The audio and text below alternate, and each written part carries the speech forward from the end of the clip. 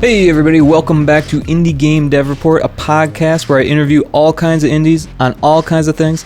This is episode 25, and I do have another fantastic interview for you today. This time I've got Sal Tosti, who's working on Meadow GB, a cozy farm simulator for the classic Game Boy. Before we get into the interview, I do want to catch up on some personal news as well as some industry news. On a personal level, 2 projects that I worked on were released this month.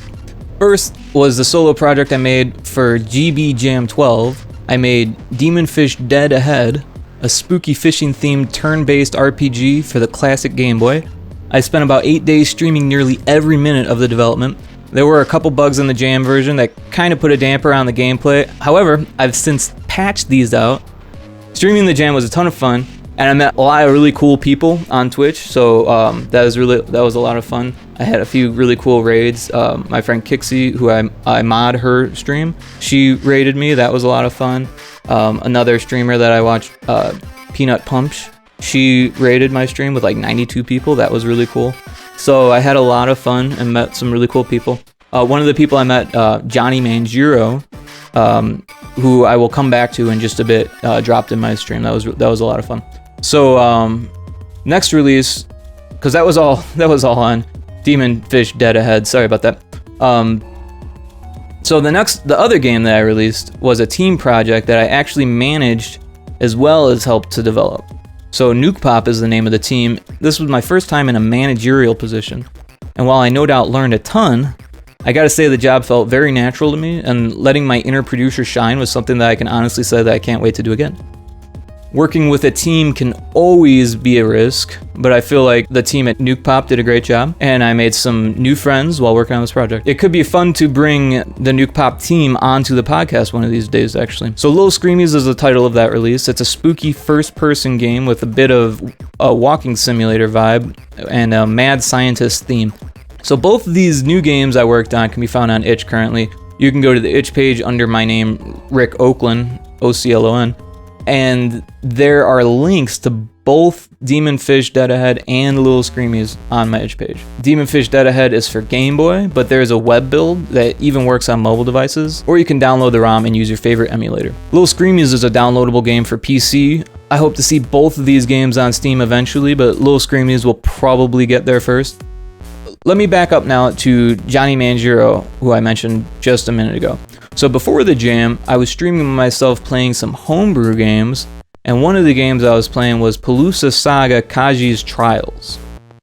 If you don't know about this one, you should check it out on itch. It's an NES homebrew game in a similar vein to the original Legend of Zelda, only it's a roguelike. So the world maps change each playthrough. I was having a ton of fun playing this on my Miu Mini. You can pick up the digital ROM for $10, or the cart is published and produced by Broke Studio. You can grab one of those for €50 from the Broke Studio site. So you may have guessed, Johnny Manjiro programmed and designed Palooza Saga Kaji's Trials. And to my surprise, Johnny wandered in my stream to watch me play it. So we had a great conversation, which led us to some more talking post-stream, which eventually we got to talking about working together on a project that I'm really excited for.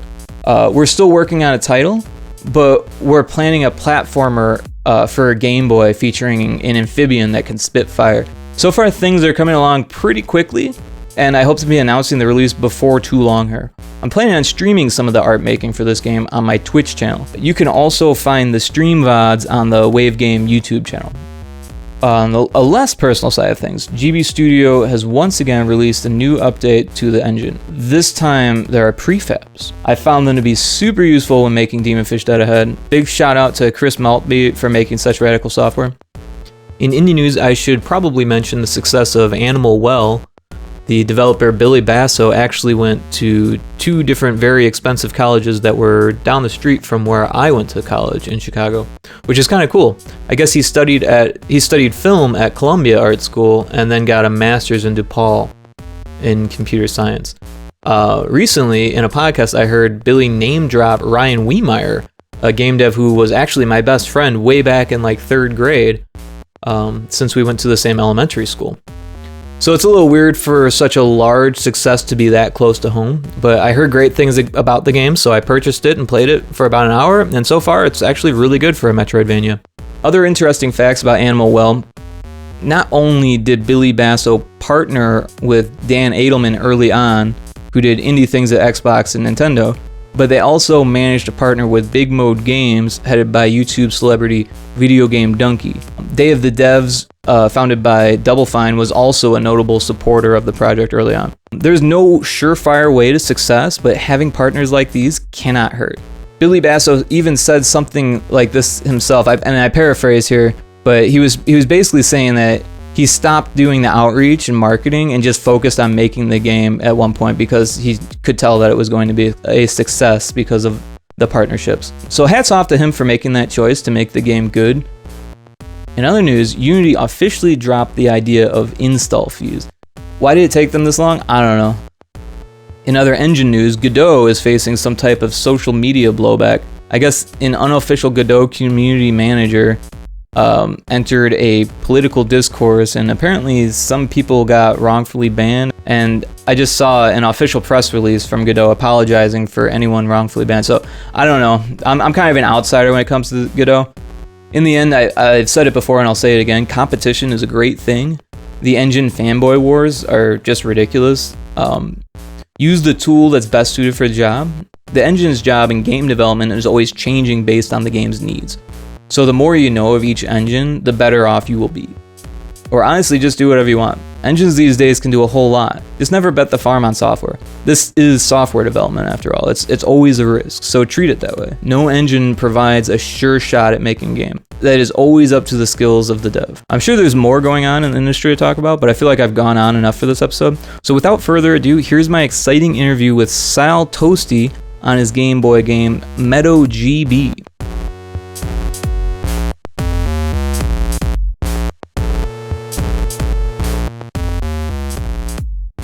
Hey everybody, I've got an awesome interview today. I've got Sal, who's working on Meadow, which is a Game Boy game. Sal, would you like to introduce yourself a little bit here? Yeah. My name's Salvatore Tosti. I'm a Game Boy developer. I've been working with GB Studio for about 3 years now. And I've got my maiden game, Meadow GB, coming up to fruition here. Awesome. Yeah, and I had a chance to play one of the more recent builds. I know you're still working on it, so things are still getting done. Yeah. But I had a lot of fun, both with the build that I had prior to that and with all of these new changes to it. And it's just amazing how many changes you made there. Yeah. As of recording, version 0.9.0 was released this morning. So that has all the latest changes, all the latest minigames, all the latest stuff. And yeah, it's a really big update. I'm still kind of I keep saying, it's like 3 more months and then I'll be done. The game will be complete. And that has been a consistent 3 months for 3 years now. So, there's always more to add. Yeah. Oh wow, 3 years. Yeah, no, I know exactly how that feeling is and how it works. I have a similar project that's been going down a similar route.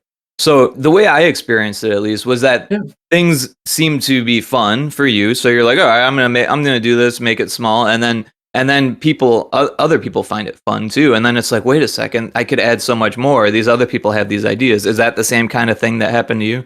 Totally. When I started the project, it was really just a personal thing. I was like, I've been trying to make games for years. I'm at a point in my life where I kind of either need to do it or set it aside for a while. So I was like, all right, I'll just, I'll do a game, I'll release it, even if it's not perfect, I'll get it out there. So I did I spent about 6 months kind of developing the game and then released it in October of 22. And then I was like, okay, that was fun. I'm ready to move on. And then 1 or 2 people played it and were like, oh, this is cool. And I kept coming back to it and being like, well, I should really polish this up. If this is going to be the game I make, I should do a little more. I should work on this. I should, I could add this, I could add that. And then it's just kind of grown and grown. And then from that point, I was like, I think I'm going to work on this for a couple years and really get it to the point where it's a real game that's of quality, and is something substantive and isn't just kind of a personal thing anymore. So I imagine the final release date is probably not set in stone then. Is that the case? Yeah, you nailed it. I keep pushing it back every year. Right now I am targeting kind of the the winter and spring of 25. I am trying to actually, contrary to my own statements, rein in the scope and complete things and say there are sections of the game that are done now. So I'm still trying to wrangle it in. I do want to finish it in the next calendar year. So that is my target, because beyond that, it's like, okay, well, how much more can I pour it? How much more do I want to do on this one game? I'm getting tired of it. So then I guess my next question would be, are you planning for a physical release? Oh, great question. That is always like that's actually funny. That's been like the number one question. Even people who don't play video games, when I tell them I'm making a Game Boy game, they're like, "Oh, like, is there going to be a chip? Are you going to do a chip?" I would love to do a physical release, and at a minimum, I think I might try to do just a bespoke handful for like friends and family. But that's part of the equation that I just every time I look at it, it's like, oh, I got to like find a publisher, or I've talked with a few people about self-publishing, and that seems kind of cool, but it also seems like a ton of work and not the fun stuff I love doing. So it's like, maybe not that.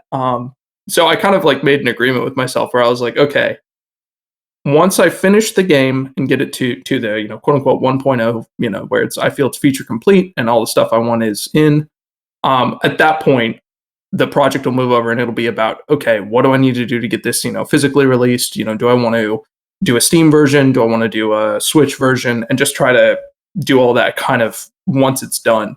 Because I found, looking at this stuff just soaked up so much time. I was like, I need to finish the game first. None of this will work if I don't finish it.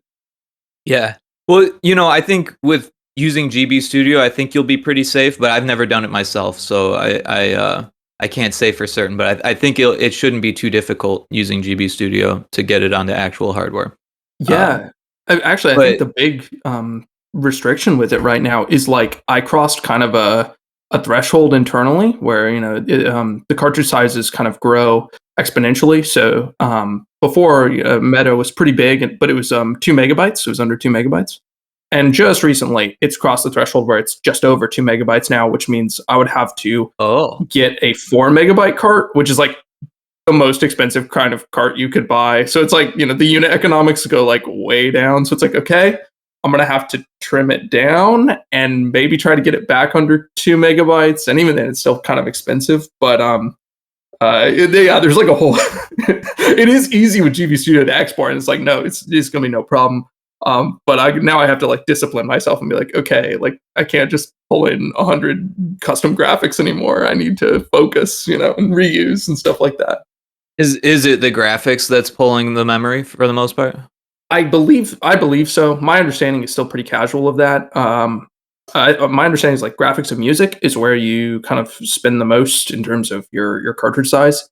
And I have pulled in a lot of custom graphics, in the past couple months. Been working with an artist, and they look great. But then I have noticed that's ballooned the cart size. So I think there is kind of a correlation there, and I have to go do more research to figure out what is the correlation, and then what is the best savings here.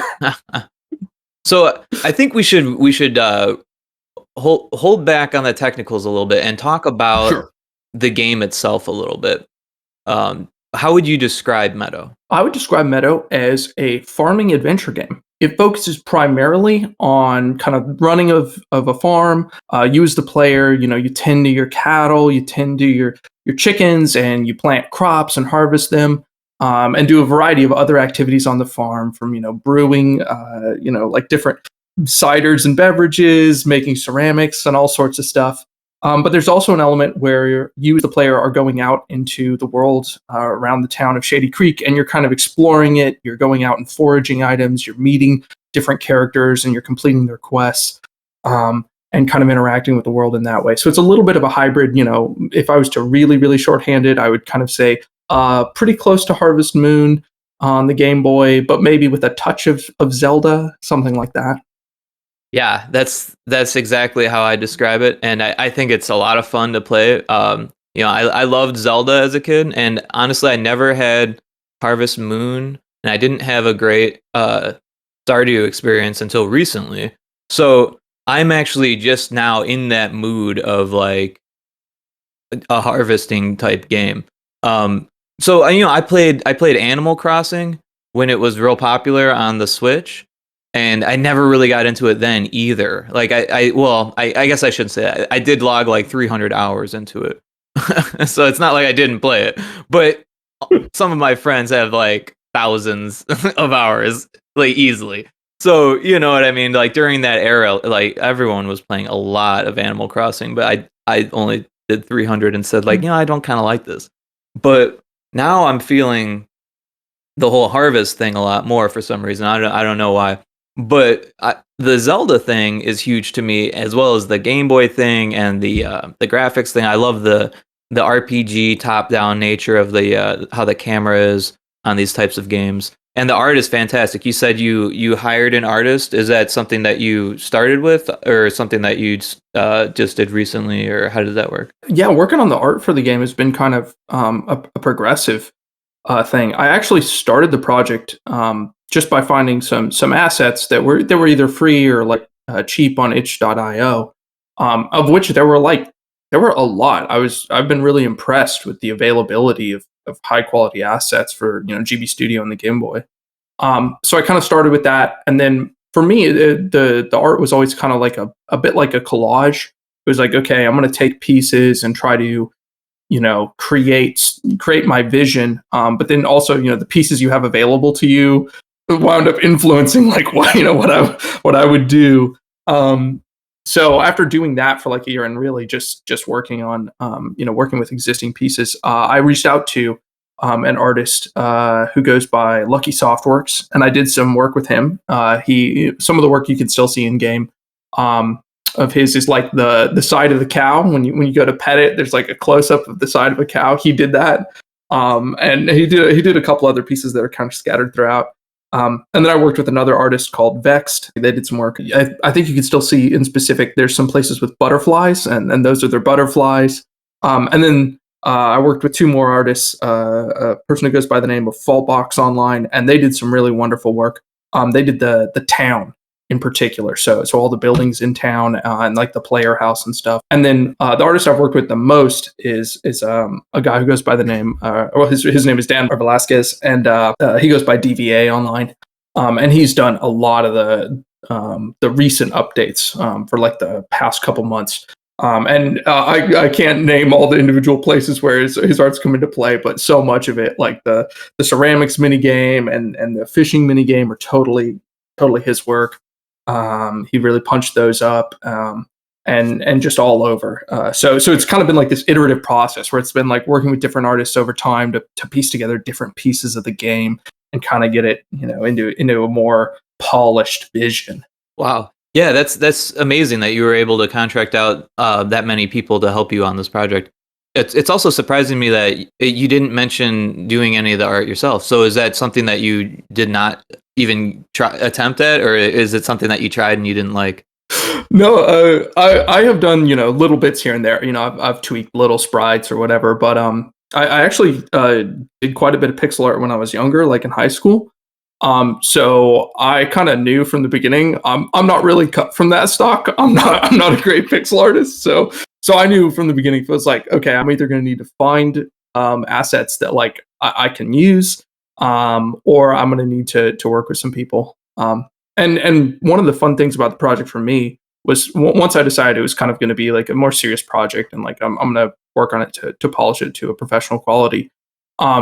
Then it was like, the reason I worked with a handful of artists was mostly because I wanted to work with all of them individually. So I would kind of, work with some people. And then, maybe they would get busy and they'd be like, oh, I can't really do much anymore. But like, yeah, that's cool. And then, I'd be kind of like scrolling through Twitter and I'd find a different pixel artist and be like, oh my God, this is so cool. Like, I'd love to work with them. And so I'd reach out and be like, hey, like, I'm working on this game. I need like a cow sprite. Like, would you be interested? And that's been a super fun part, to be able to like connect with people who's like art I've really been taken with, and then be like, hey, I'm working on this project. Do you want to come work on it too? Awesome. Yeah. So that kind of leaves me with some questions about your history and your background. Did you get into games through programming and design and that kind of thing? Yeah. I went to college for computer science, and that's kind of where I'd been interested in making games kind of through high school, but I didn't really have any experience programming. So I was kind of looking at it from like the perspective of art, which I think is why, kind of why I wound up looking at pixel art, trying to do pixel art. I was very interested in like at the time, it was kind of like at the cusp of some of the retro, the big bump in retro aesthetics. I guess I'll say, when I was like in high school, I was enamored with things like the graphics of Pokemon and Pokemon Blue. It's just a big game I played as a child, but like that was not very like poppin', even in like online pixel art scenes. People are like, yeah, this is not interesting. This is not cool. But then when I went to college, I was like, oh yeah, I like programming. I like doing this, and I was constantly trying to find ways to like make a game, figure out how to incorporate the skills that I was learning into making a game. And then once I graduated college, I was still trying to like kind of nights and weekends make games in like Unity. I tried to hand roll my own engine one time, and that did not produce a game. It produced like a tech demo, so that was cool, but still no game. That's interesting. What did you use to produce your own engine then? Yeah, I used a programming language called Clojure. Oh, I've never heard of that one. Yeah, it's kind of it's kind of an esoteric language. It's a Lisp, which is kind of an old family of languages, but it's modern Lisp. So I in college I came across that language. I really liked it, and I was like, oh, I'm going to try making a game because it has some interesting properties versus other languages. It's available on my GitHub. It's I called it Gloom, and it's like a little kind of like a dungeon crawler, a little roguelike. If I remember right, like it's not even a full game. It's like you can interact with the lichen on the floor, and I think there's a rabbit sprite that runs around. So wow, is that it kind of limited? Is that 2-dimensional, or is that like early 3D style, or how is the camera set up in that? Oh, it's set up. It's 2D, and it's like a very classic kind of like kind of rogue style. I see. Okay, like roguelike, yeah. very cool. So, and then how long did it take you to find GB Studio from that point, I guess? Yeah. I in 2020, like late 2021, I was kind of like, okay, I'm gonna try to make a game in the next year. And so I kind of was looking around at my options, and I was thinking about like, oh, do I want to dust off that engine, or do I want to go back to Unity? I took a game development class in college that used Unity, so I was kind of familiar with it, and I tried to play around with it a handful of times. And I wound up, I don't even remember how, but coming across GB Studio and being like, oh wow, like this is really great. Like this is a really advanced toolkit. Like this is really cool. And so I spent like a month or two, like kind of playing with it to see like, okay, if I was going to make a, kind of a farming style game, can I work with, how does this engine work? Could it support, the general things I need to do? So the first thing I did was like do a tech demo for like, okay, how would I do plants growing, and so I did that, figured out how to, how would I structure like a day night cycle, stuff like that. And then at that point I was like, okay, like GB Studio is more than capable of producing, the game I want to build. And honestly, I was like so hyped to be making a Game Boy game because I really liked the aesthetics and the kind of constraints that the Game Boy brings. So I felt like this is like the apex of what I could have hoped for. A lot of things I would be trying to do otherwise are just be an emulation of the Game Boy style. So actually making a Game Boy game really was like the apex of what I wanted to do. I kind of felt the same way once I stepped into GB Studio. It's just so surprising how well they've done it. And then with each update, it seems that most of it is changing for the better. Yeah. How did you come across GB Studio? It's a good question. So I got a Mii Mini Plus. You know what that is? Is it one of those like Game Boy emulator, like kind of fake Game Boy handhelds? Yeah, like a retro handheld emulator, right? You can't put any carts in it, but it's got an SD card, right? So the first thing that I did when I got that thing in the mail was look for ways to make games on there. And GB Studio, I didn't even have to look that up because I knew about it just from Twitter. being in the game dev circles and seeing developers, and I had heard about it probably no, maybe a year or two after it came out, but in the early days it wasn't that. It seemed like, at least from an outsider perspective, because I didn't actually download it at this point. It seemed like you could only do RPG games, and that like there was like all these limitations about what you could do with it. Because all the games that were coming out, I played a few of them through game jams and stuff. They were all kind of the same, and Mhm. some of that was on the developers, and some of that was on the engine. But things just kept getting better and better and better. So I was like, at first I was thinking, okay, I'm gonna make like an RPG that's gonna be like all these other games because that's what this engine allows, and that's gonna be the quickest way I can get something on the Miu to play. Mhm. And then I realized, wow, you can actually do so much more than just an RPG. By the time that I had downloaded, it was already 3.0, and now we're in 4, right? So Yeah. yeah, things are advancing much faster than I was expecting, and things are already further along than I was expecting. So that's kind of how it worked for me. And then there was a game jam, so I was like, well, now I need to finish this game for the game jam, and I made like 10 levels or 12 levels or something, and I've been refining them for like a year now. But I've got a lot of projects, but not less about me. Um, Yeah, just to riff on what you were saying about the engine advancing, like that's actually been the most surprising thing to me. Coming into 3.0, I think I downloaded like 3.1 or something like that. So it was like, okay, this is a substantial tool set, but like the community around GB Studio and kind of GB Homebrew has like it's exploded in like the last 12 months. It's such an exciting time to be like making Game Boy games right now because every week there's like some new feature or like a major point release for GB Studio where it's like, oh my god, they're overhauling sections of the engine and this is yeah. things are just getting better and better. It's so exciting. And like, I think a lot of people don't even realize how easy, quote easy, that it could be to eject the engine and modify it and make your own modified engines. Because people do this. It's something that people do. I don't know how to do it. I think that would be in C plus plus territory, right? Yeah, that's my understanding. I ejected the engine to make one line modification. But actually, it's funny talking about that. I up front, when I started the project, I intentionally was like, I am not going to modify the engine. I'm going to try to work with the engine as it stands, like kind of run with the grain of the engine. I'm not going to try to like do some crazy Game Boy hacks or whatever. Like I'm going to try to scope my vision to what the engine allows. Mm-hmm. So I kind of there were parts of it where it was like, okay, sure, people have been demoing like really cool stuff, but it's like, yeah, I for me and my project, I was like, I'm not gonna go get super Game Boy hacker with it, like just because I was like, I need to stay focused on making the game. Oh, I Like hear that. I know I'll get distracted And doing let's all face sorts of it, crazy stuff. it's more stable if you don't modify the engine, because the Yeah. way that they're updating the engine, you probably want those updates.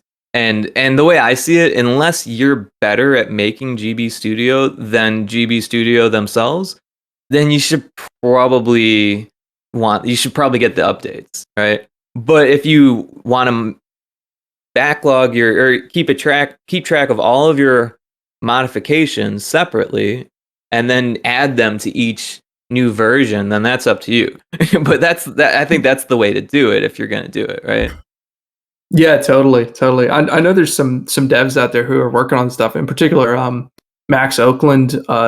He's been doing the Blink and the Broken Robot, or excuse me, Wink and the Broken Robot. Oh yeah, I've seen that Um, on Twitter. yeah, yeah. I know that he's like on version 2 of the engine still. And he's had to refine like he's basically running a custom engine, I think. Wow. He's done a lot of work on it. And it's one of those things where it's like I think it was like on Twitter or something one time I heard him say like, yeah, I'm never upgrading this project. It's like way too custom. It'd be too much work. Right, right. Once you cross a certain threshold, I feel like you would lose things by updating, and then it would be a lot of work to get those features back in after the updates and work with it would take a lot more understanding than I have, or time that I have.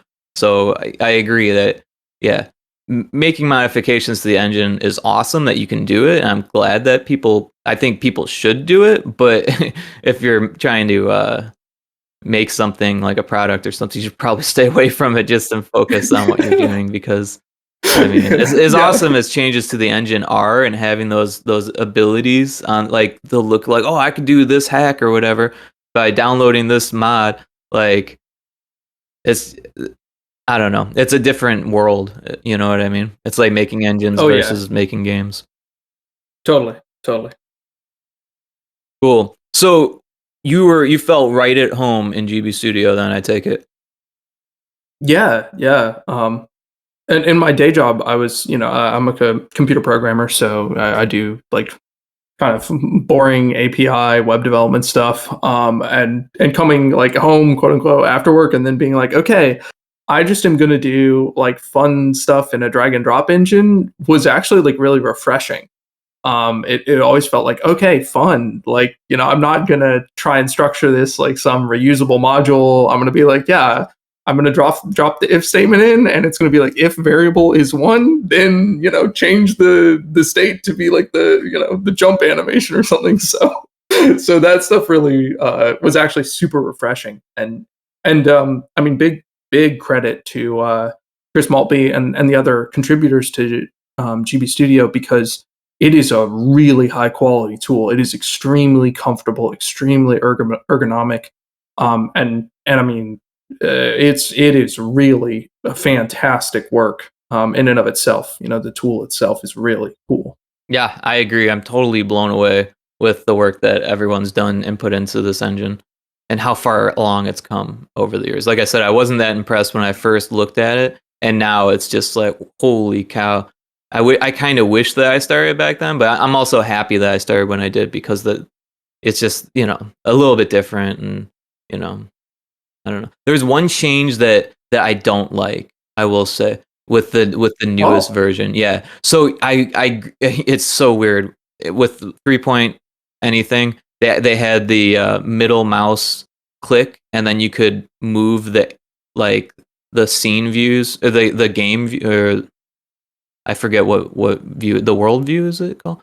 Those, Okay, yeah. all of the scenes everywhere, right? Yeah. You could just mouse click and then move your mouse around, and it would endlessly drag to one side or the other. Now you have to hold down the mouse, drag it, move it, unclick, drag, move, click, drag, move, click. There's more drag, move, clicks. So I find myself using the scroll bars now, which I don't like. Oh, okay. But luckily, Yeah. I when I was setting up my scene, I was like, they're probably going to change this because it feels so wonky. But I grew accustomed to it, right? So in preparation, I set everything up in a grid anyways. Yeah. Yeah, that is like one of those funny things that I feel like like it's kind of like a telltale sign of someone who's like used the engine a while, is like you develop a sense for how you want to organize the literal scenes in your game into like oftentimes it's a grid, but then there's kind of oftentimes like more where it's like, okay, well, these sections of scenes go together, so they're like in a little like atrium off to the side. Yeah, it's all grid shaped, right, by nature. Yeah. But there's like empty sections, right, that I'm probably going to fill in later, or they're there just as a buffer so I can understand what's going on. Yeah. There's kind of like this weird like interplay between the literal negative space on your screen and the literal items and how you group them and stuff. It's funny. It's very like, it's definitely special to GB Studio. It's weird. And, it leaves me a little bit anxious. Like, can you run out of space? Is that a thing? That's a good question. Have you ever run out of space? I have not. Well, that's good to know. I haven't either. And my screen is pretty big. If I zoom out, like, I still can't fit it all. I'm sure someone's asked that. Oftentimes I'll like go to the Discord. Like when I have a question like that, I'll just go to the Discord and like just punch it into the search, like out of space screen question mark. I'm so bad at that. Like I'm in the Discord, but I don't ever post there. I'm quite the lurker. I'm on there every day, trying to keep up with like what's popping, like what are people doing. But like I never post anything. I try to lurk, Once in a but while. a lot of it's over my head, and like I don't know, it's so deep, and I don't know. That's one of the few homebrew. One of the well, I don't know. I'm trying to get into NES development as well. So like I'm in too much homebrew right now. So I can't keep track of it all, but I love it. You know what I mean? Yeah, totally. I totally know what you're saying. But yeah, the GB Studio is just so functional to me. Like, and it's weird because there is a little bit of programming. If you look at like, was it the GBVM, right?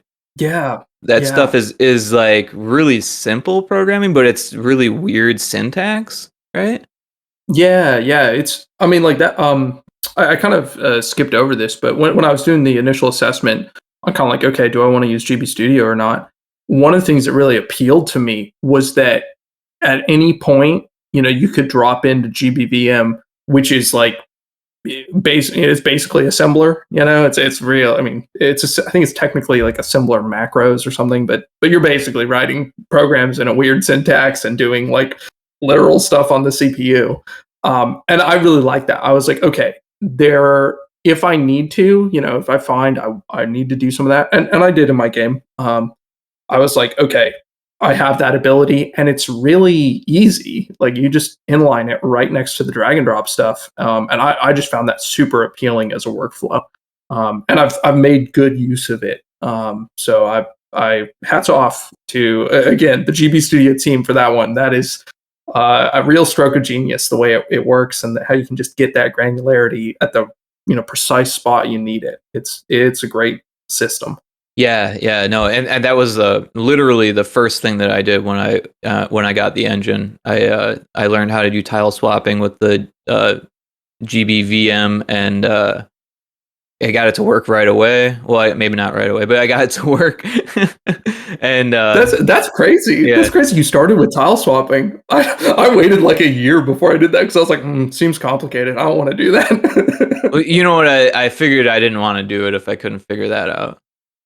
Oh, that's true. That's true. You gotta up front make sure cover your bases. Very wise. Very wise. Well, it was for the game, like the game jam was going, and I was like, I need to make this look like it. If I can't be good at it, I need to make it look like I'm good at it. That's true. Because it was a game jam, There's some good ones. You gotta start off with like, look at my technical ability, and that's what I did. The splash screen was like television fuzz, like really fast animation, and people were like, "How did you get to animate that fast?" Yes, that's cool. Got open strong. Of course, that was all I had. So like the rest of it was like there's a background that changes every second, and then it's like the whole black background of like the level, right? And then I'd make a new background for each level. So it was fun. It worked, but it wasn't a very great game. So not to get off on a tangent, but what I did was I started changing the game drastically, like throughout the game, and it just to keep it fun and just to learn all of these anything that I found on GB Studio that looked interesting and cool that someone else was doing. I just threw it in the game. Like I was like, I want to see if I can do it, and if I can do it, I'm gonna put it in the game. Nice. That's cool. That's a cool way to do it. Well, it's kind of incoherent, but it's fun. Yeah. I'm sure it makes for a bit of a maybe uneven game pace experience, but for doing something where it's like exploring it with the engine. I mean, I think that'd be a great way to like get started. Is like we got to really riff here and do something different every time. Yeah, I haven't gotten enough feedback to really tell you how the pacing is working on people, and I'm enjoying it enough where I'm just like, this is fun for me. And like I said, I've got other projects too, so like that's kind of why I started this project, was like I need something that I can just like really enjoy, and no rules. Yeah. The classic need a vacation from your vacation type of thing. Right. But you can't just have no rules if you're making a project. You know this, right? So that's why GB 100%. Studio is perfect, because it's like all the rules that you could want, right? Because I mean, it's like you're making a game that works on the Game Boy. You know what I mean? You remember the Game Boy that came out in the 80s? Yeah. Yeah, it's like the restrictions are really funny too, because like at the beginning, but for people who don't use GB Studio, when you're working in the editor, as you build your scenes for your game, there's kind of like numeric indicators on the screen to help you understand, like, oh, like, do you have too many sprites in your scene, or is the background too complex? So it's a really easy way, it really holds your hand and helps you understand, like, oh, I need to take details out of the background, or I have too many things moving around on the screen. It's going to cause problems. But then, like, as you get a little more advanced, it's so funny because so many of those, like, quote unquote rules, it's like, yeah, well, you can kind of, you can overcome those. You can, if you twist things around, well, you can get more space if you really want it, and you're willing to, do some contortions. So when I've been working with my with the artists, it's been really hard sometimes to explain to them the constraints that I need certain sprites to fit in. In particular, I updated the sprites on, like, the seed bags in the game, that you purchase to plant your seeds. Because I foolishly, when I started, was like, oh, I'll structure the item screen so that it uses sprites, and that worked for a long time, but it really overall in my implementation has capped how many, like, items I could have in the game. Right. Um, and so what I wound up having to do was, like, explain to the artist, like, okay, for these seed bags, I need the left half of the bags to be the same on all of them, but the right half, you can riff so long as it doesn't cross the middle of the bag. You can draw a carrot, like, it can go up to but not exceeding 8 pixels. Stuff like that. That's And smart. yeah. That's good. That's yeah, interesting limitations for sure. And I did find the art to be the hardest part. And I'm an artist. Oh I went yeah. to art school. Oh really? I didn't. Forgive me. I didn't remember that. No, it's fine. Yeah, I don't expect everyone to know that. I'm just saying that, like, coming from an artist background and jumping into GB Studio, I was like, and I'm someone who's actually experimented with 3 colors before in pixel art, and Hmm. I've experienced with 8x8 pixel size as well. Mhm. I'm experienced in all of that stuff, and still came in to GB Studio having difficulties because of all of the limitations, right? And I mean, I'm still figuring it out, but I'm also actually really comfortable in it now, and it's like a puzzle. It's like solving a puzzle, because first of all, there's only so many things you can do in an 8x8 square, right? Mhm. Mhm. And you've only got 4 colors total, 3 colors if it's a sprite, right? If you're including the transparency, and Yeah. it's a puzzle. Like, just to do something original is a puzzle, but now you have to make it be original and look good, okay? And Uh, it has to be good enough that people look at it and say, like, that is a thing that I know. That's an apple, or that's a seed bag, yeah. right? And that's not Yeah. easy, because how do you tell the difference between an apple and, say, like, an orange? You know what I mean? Like, and when you only have, I was saying 8x8, but if you only have 16x16 to work with, then Yeah. the limitations are tough. It's tough. Yeah, I mean, I really want to give credit to the artists I've worked with on the project, because they've all been very skilled at expressing, the shapes or the ideas, the individual items or scenes, and it is tough in 3 colors to, express some of this stuff. Draw a watermelon sounds easy until you're like, yeah, and you get one shade of green. Yeah. It's like, oh, okay, that's tough. Yeah. So I really want to give them a lot of credit. They have done a fantastic job, and well beyond my capability. I would not have been able to do any of that. It's a lot more difficult than it seems to limit yourself to that. And then, I don't know, like we were talking about the Game Boy hardware. It's so fascinating. The more I learn about it, the more interesting it gets. Like, the Yeah, LCD screen itself is like layers of, like, liquid crystal that twist, right? And they twist to yeah, create the different, well, they're polarized is what it is. It's like you have polarized sunglasses, basically, and that's how it's getting Uh-huh. dark, is because you're rotating these polarized, uh, pieces of plastic or whatever they are, crystal or whatever, and they're rotating to not let the light through. It's crazy. And then it Oh, bounces off of the back and shines back through going up, and that's how you see it. I guess I'm gonna lose my, Game Boy developer credential here. I didn't actually know that. No, it's So, okay. It's a um, weird thing, and the way it twists is it twists because of how much voltage they give it, right? So each okay, yeah, pixel yeah, is given a certain amount of voltage. It's crazy. yeah, yeah. No, like that makes sense. I think I'd heard that it was like, yeah, technically something like you said, twisting. But like I had not looked into the deeper mechanics of that. But yeah, like the Game Boy itself is really a crazy system in a lot of the ways that it works, and it's crazy some of the effects you can get out of it, given how limited the hardware and capabilities of the system are in that. Oh yeah. Um, And GB yeah, Studio has parallax out the box. Like that's pretty cool. yeah, yeah. There's a lot of stuff that I think GB Studio gives you for free.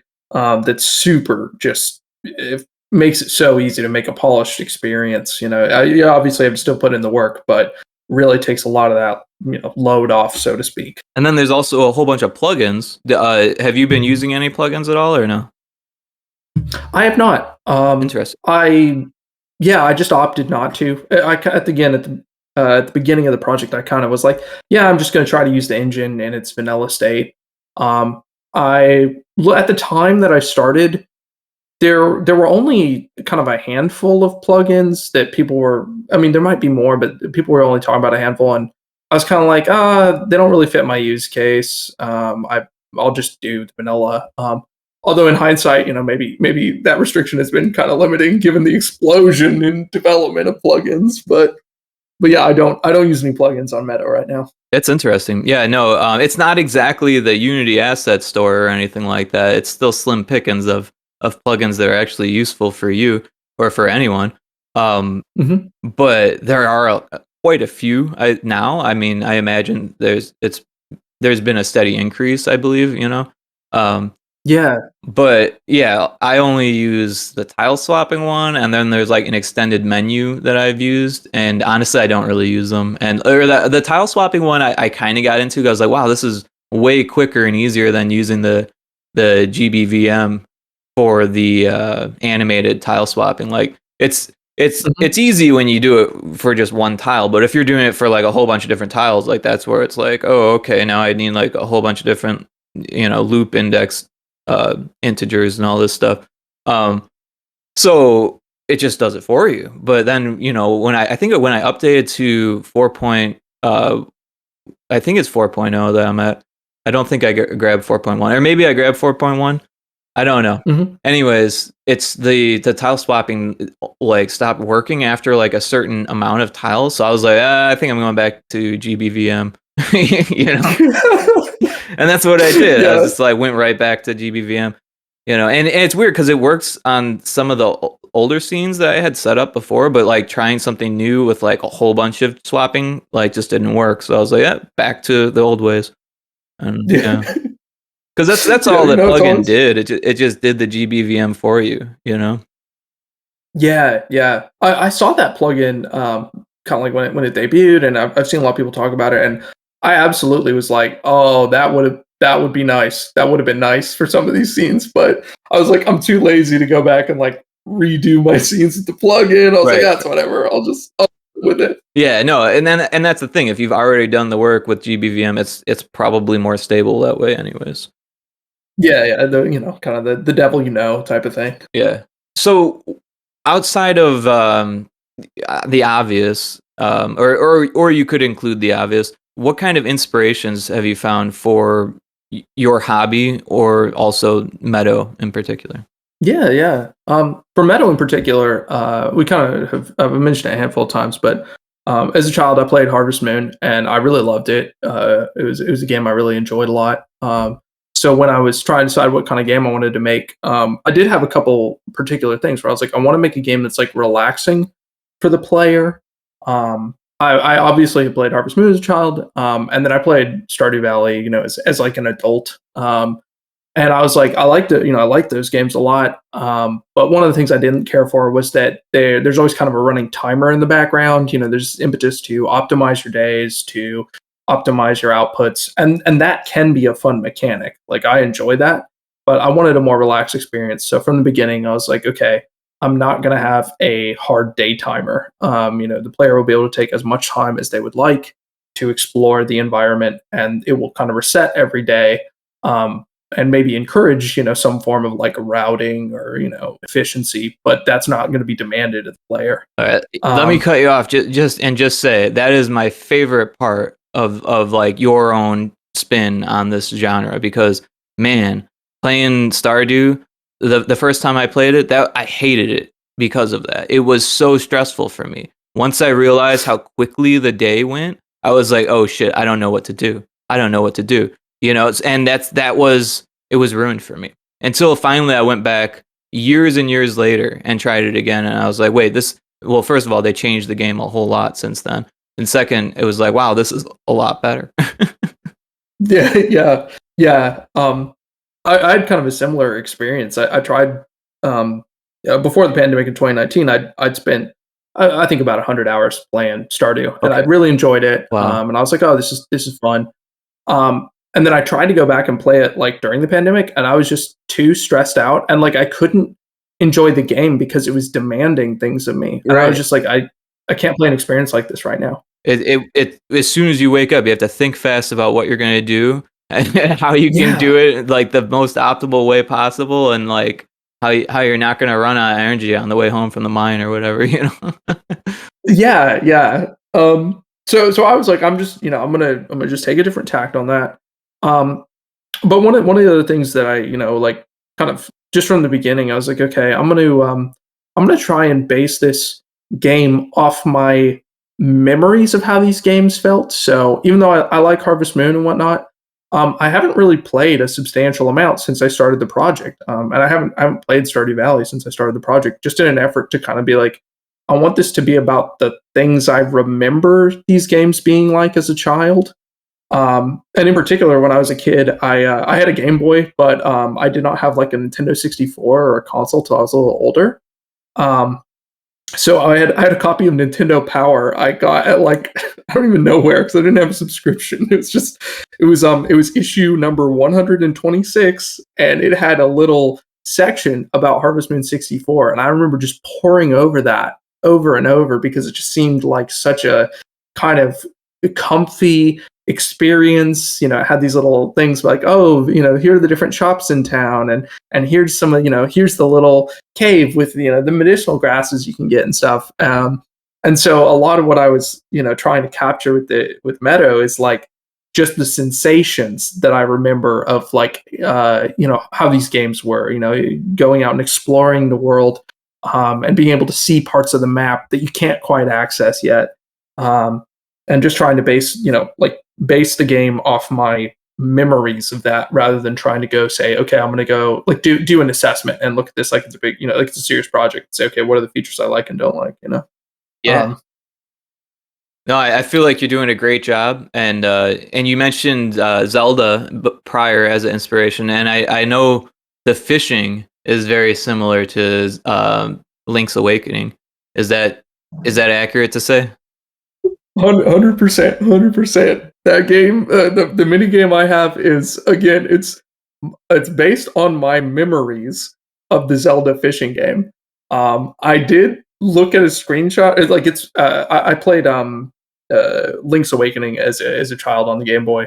And obviously I played the fishing mini game. So there were deep things in the crevices of my memories. But I actually went through and did my implementation of my fishing game. And then once I finished a first pass on it, I went and watched a video of what the fishing mini game in Link's Awakening was like, to kind of do a side by side comparison and just be like, okay, like how did this kind of stack up? And I did tweak it a little bit, but I kind of wanted to just again try to get it like kind of fresh, like not do a direct imitation, but just try to say like I remember it being 2D. I remember the bobber kind of having this weird little floaty sinky behavior. I'm gonna try to emulate that, memory. Yeah, no, I had So yeah, fun with there's that. definitely. And I felt that nostalgia, and I knew exactly where the inspiration came from. So it works really well. I Yeah, definitely yeah. think you should go in that direction, or add a little bit more to the fishing to make it, because I don't think you can sell the fish. Is that the case? As of the latest version, as of recording version 0.9.0, you can sell the fish. Nice, You can nice, sell your catches. Yeah. nice. I don't have the user's name, but someone left a comment on the itch page and was like, "I really wish you could sell the fish." And I like literally slapped my forehead and I was like, "Oh my god, why didn't I why didn't I think of that? Of course you should be able to sell the fish. What the heck?" So I had to like go implement that. That was a big thing I worked on in the last couple of months, was like implementing the mechanics around fishing and catching your fish and putting it in a separate screen. You have a little fishing basket now that you keep your catches in for the day, and all that stuff. Nice. So that brings to mind a question. How often do you update? Is it regularly, or is it just whenever you feel like you have a change that needs to be put up, or anytime you make a change, or how does that work for you? Yeah, I try to do updates about once a quarter. I've tried to hit that about 3 months.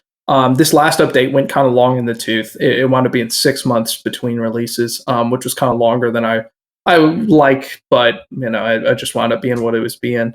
Um, so yeah, my goal is to consistently release updates for the game. Um, Not only to kind of like keep building interest, but just for me, if the project goes too long between releases, I kind of get tired, and like it begins there begins to be this like weight, I feel, where it's like, oh my god, there's so many changes, like I got to go double check all this stuff, I got to test all this, make sure it's working. So I just like to keep it kind of short and sweet, and every couple months cut a release. And just kind of cut the releases based on like whatever I've worked on. So I don't have like this is the cooking update. It's just like, yeah, I worked on the cooking this time, so I guess it's the cooking update. That's awesome. And then do you just you only have the itch page and your Twitter, or is there other ways that you market the game? Yeah, those are the primary ways. You can find Meadow GB on itch.io. You can also find me on Twitter at sal_t_gb. And there is a website for the game, meadow.fun.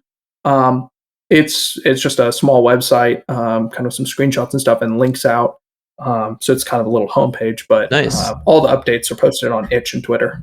Nice. Yeah, I didn't check out the webpage. I didn't see that, so that's awesome. I'll have to take a look at that.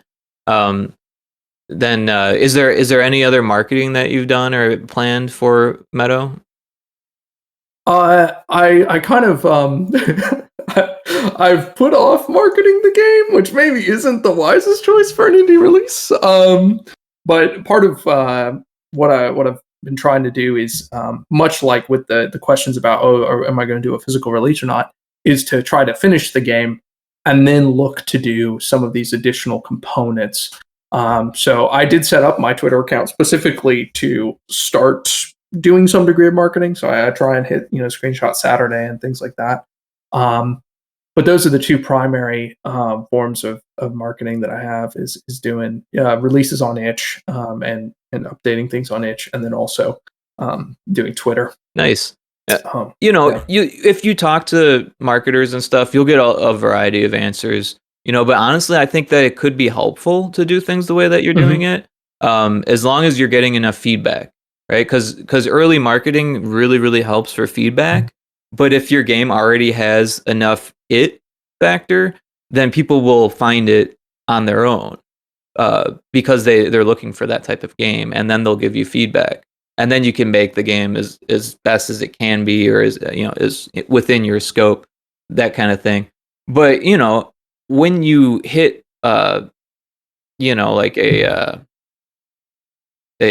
a terminal velocity, right? Then at that point you can start the marketing, and at that point, YouTube or whatever the trends are and all that stuff will be fresh, is what I'm trying to say, right? Because if you've only stayed on itch and Twitter, then jumping onto Steam and all the bigger things will be huge, I would think, especially if you already have a polished game that's like got a following on these other platforms, if that makes sense. Yeah, yeah, totally. And that's kind of part of the strategy of I guess just inherently evolved. For me, this is just kind of a like nights and weekends project. I probably will wind up charging some amount if I put it on a shop like Steam or the Switch or something.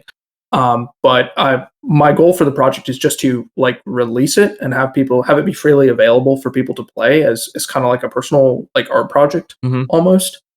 So part of it is like I will need to do marketing, but also it's kind of not the goal in the way that like doing a full commercial release would need to be. Sure. So you wind up in this weird interstitial space where it's like both important and not. Yeah.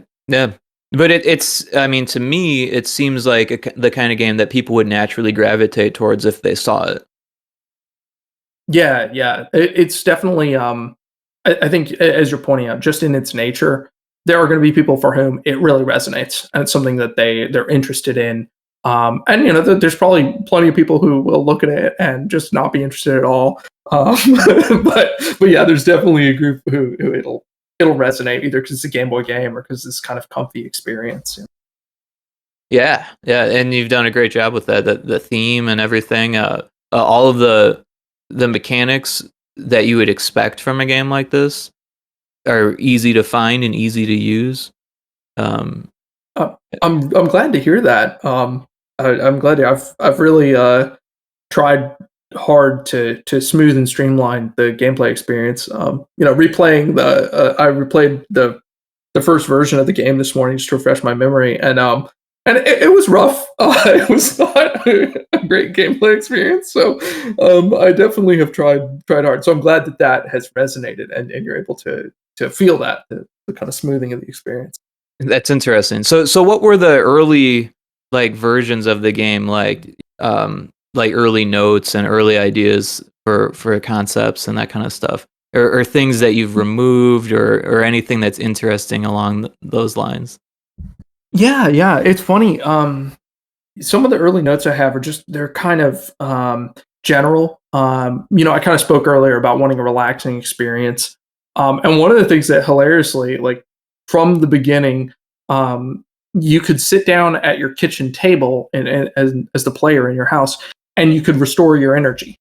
And that was something like that was one of the first scenes I built. It was one of the first things where I was like, oh, this is part of that comfy experience where as the player character is quote unquote relaxing, the player literally is relaxing, like that there's this kind of moment of relaxation.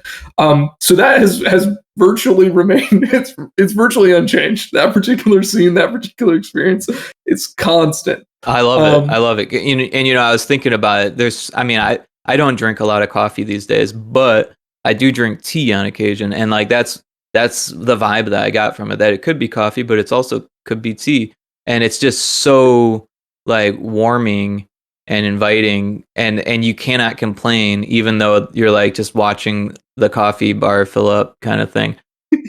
Yeah, it's cozy. It's not the most engaging experience, but I felt like and I guess it'll be up to the audience to decide if this is effective or not. But I felt like it was an effective way to decelerate the gameplay even more and be like, yeah, there is. If you need to rest as a player in the game, you as the player should also rest for a moment. So yeah, it's kind of funny. And also, I deliberately left it ambiguous as to whether it's coffee or tea because different people enjoy different hot beverages, and I'm not here to insert my preferred beverage. Right. And I felt that right away. Like I as a designer, I was like, oh, that's well done. Like a nice it could be any hot beverage, kind of steamy hot beverage. Exactly.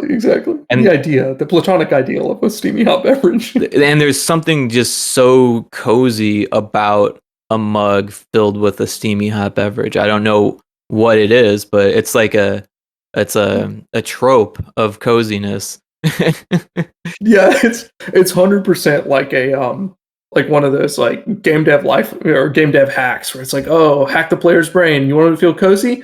Put a hot beverage on the screen. And it works every time. Yeah. It made me think, man, I Um. haven't had tea in a while. I need to get a Yeah. cup of tea here. Yeah. I guess that's kind of maybe the ideal meta playing experience. A hot beverage by your side as you comfortably sit with your Game Boy, in your coziest chair. Uh, maybe on a crisp autumn morning or something. Um, actually, going back to stuff that like Yeah. didn't make it in the game or like has changed over time.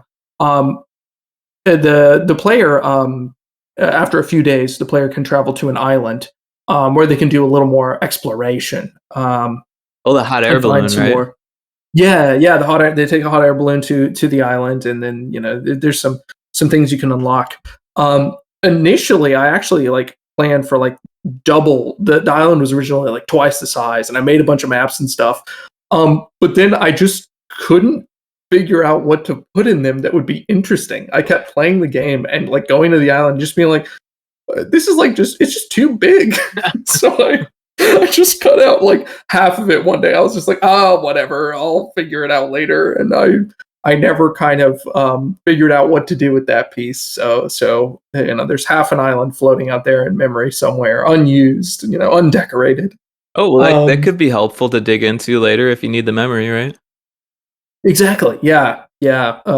There is. I have not made an optimization pass on the game at all. So there's definitely room to trim back and see. Can we just get rid of all the unused stuff and how much room does that get and stuff like It's that. so surprising to me that you hit, you said 2 MB is that quickly, Yeah. and now Yeah. you're hitting 4. Is that what you said?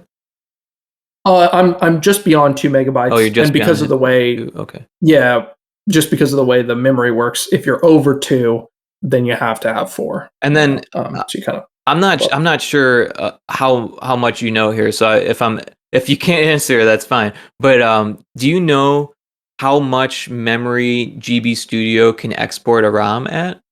Like, what's the maximum? Uh, I believe conventional wisdom is 4 megabyte cart. There was a discussion about this in the Discord a couple days ago, I I think, saw someone post and I something on think. Twitter about it around that time. Yeah, yeah, I'm sure, it kind of zeitgeist things get happening and then everyone's talking about it. Or it could I be the think same dev. It's technically, a small world. yeah. That's well, in the Game Boy world, one dev is the zeitgeist, you got a question, that's the question for the day. Um, I think technically you can push it to 8, but I don't really know what the specifics of that would be, And then putting that on or how that hardware would would work. have its own difficulties or Yeah, yeah. impossibilities. Yeah, it kind of opens up. I'm not really a hardware guy, so the questions about like, yeah, you need like additional components to help manage the fact that you have 2 4 megabyte things. I have no Right, clue what the something like requirements would that. I be. don't know either. Yeah. So yeah, no, I'm glad that you had an honest answer for me. But yeah, it is something that I would like to figure out eventually. But yeah, some of the technical stuff to hardware is a lot deeper than I have time or patience for. I never went to like any electrician classes or anything like that. I don't have any engineering background, like I'm an artist that picked up some programming. I think that's actually kind of the fun part, about like working on the Game Boy in particular is because the toolkit is like so powerful now. Even beyond GB Studio, things like using GBDK to write games in C is powerful enough that like you don't have to be down in the hardware anymore writing games. We have these great abstractions that sit on top, so it's like, yeah, artists can come in, and someone who has very limited or not much experience programming can come in and make a full experience in a very real way, and I think that's just like it's super exciting Yeah, for like retro game development that we're kind of hitting that, especially for the Game Boy. you don't need to be a genius to make Game Boy games anymore because you used to Yeah, need yeah. to. Oh yeah, yeah. It's funny. I've kind of been batting around the idea of trying to do like maybe an N64 game. So I've been kind of lurking around the N64 homebrew community and like the Dude, stuff you have to do to that's even get a so project cool. off the ground. I Yeah, I it's am cool. like right I there can't with take you. credit. I didn't realize we were next to each other in this, but I've been watching videos on N64 homebrew, and it is intimidating. Holy cow!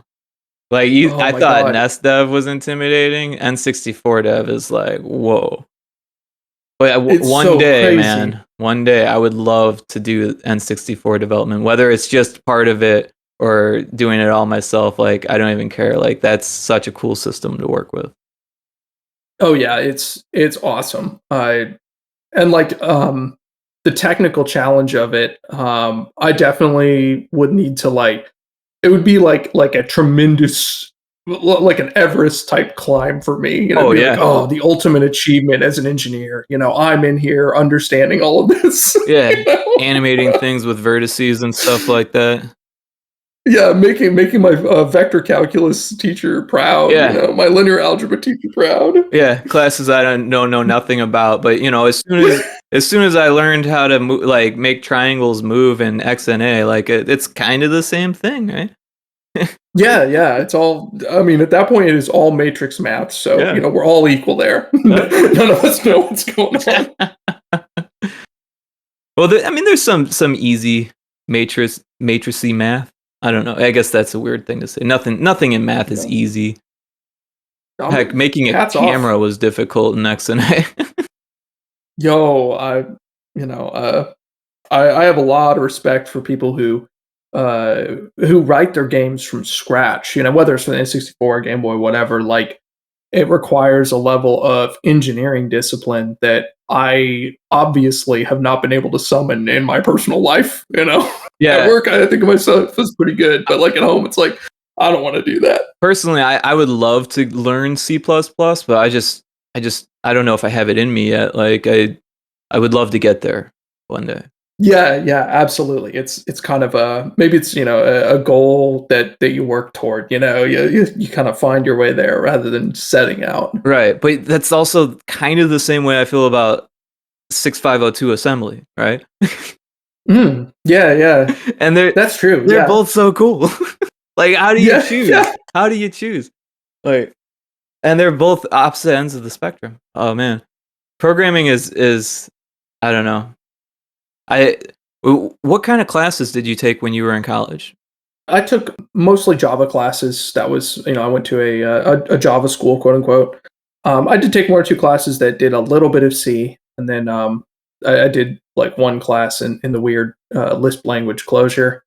So I wound up graduating with a good understanding of like the basics of object oriented programming and then this kind of other perspective where it's like Lisp where it's like nothing is like other programming like so it was like I was very weird but I kind of left without a good understanding of like C the mechanics of C and pointers and things like that. I didn't feel very comfortable using pointers.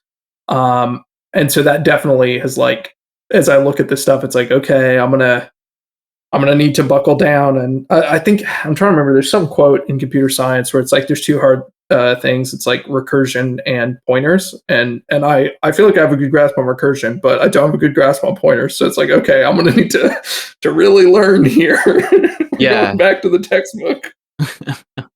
Yeah. Are I'm not a programmer. Are these design patterns?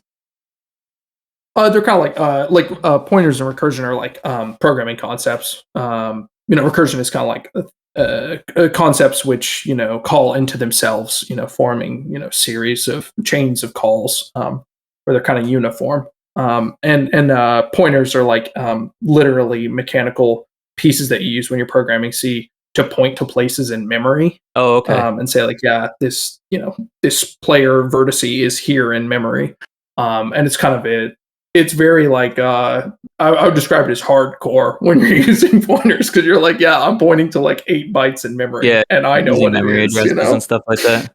yeah exactly Yeah. exactly so Right on. Yeah, no, I'm not ashamed to say I don't I haven't done any memory allocation or anything like that, so it's all like, whoa, like trying to like dig into that stuff is yeah.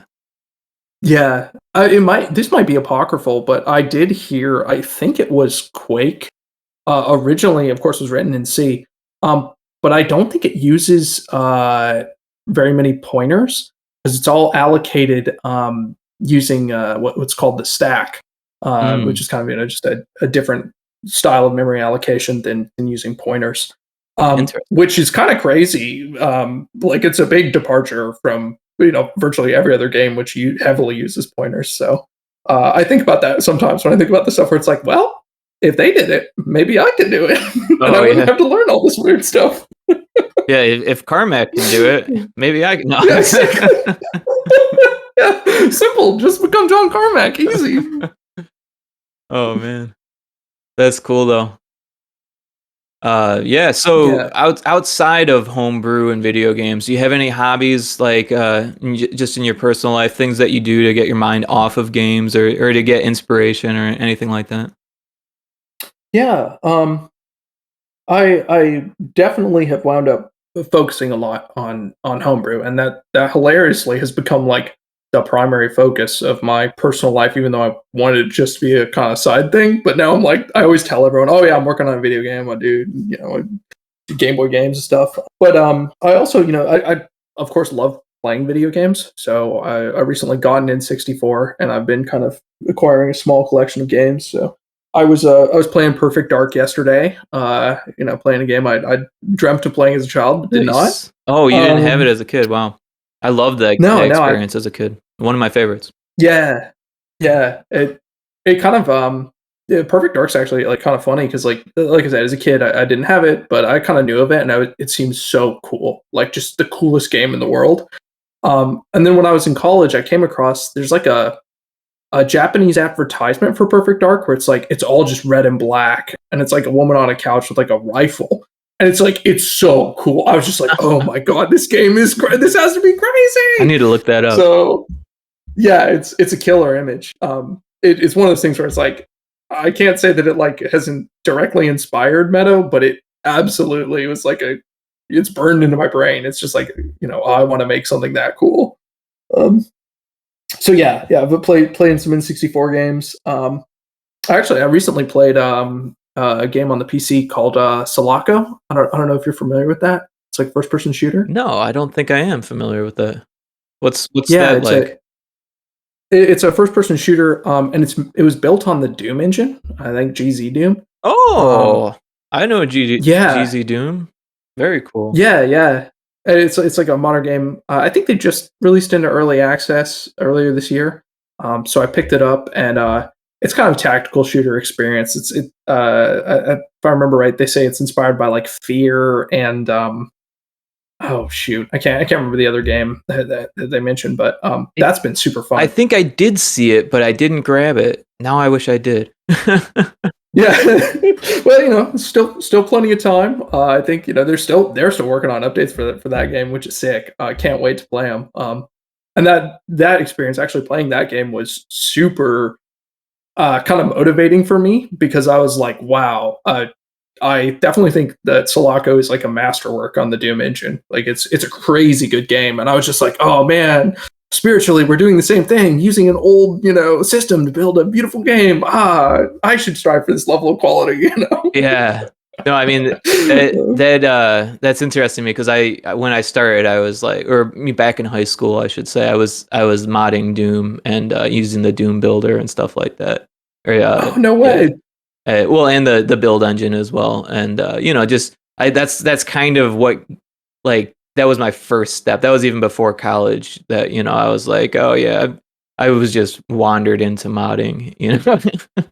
Yeah, that's sick. That's so cool. I really actually have a lot of admiration for people who get into game dev and get into modding and don't kind of have the like any formal background or experience or whatever. Because I always just found it too intimidating. I kind of had to get up to a threshold where I felt like, okay, I'm comfortable and confident at the computer before I even was like, okay, I'm going to try to make a game. Yeah. So it's like, no, this is scary.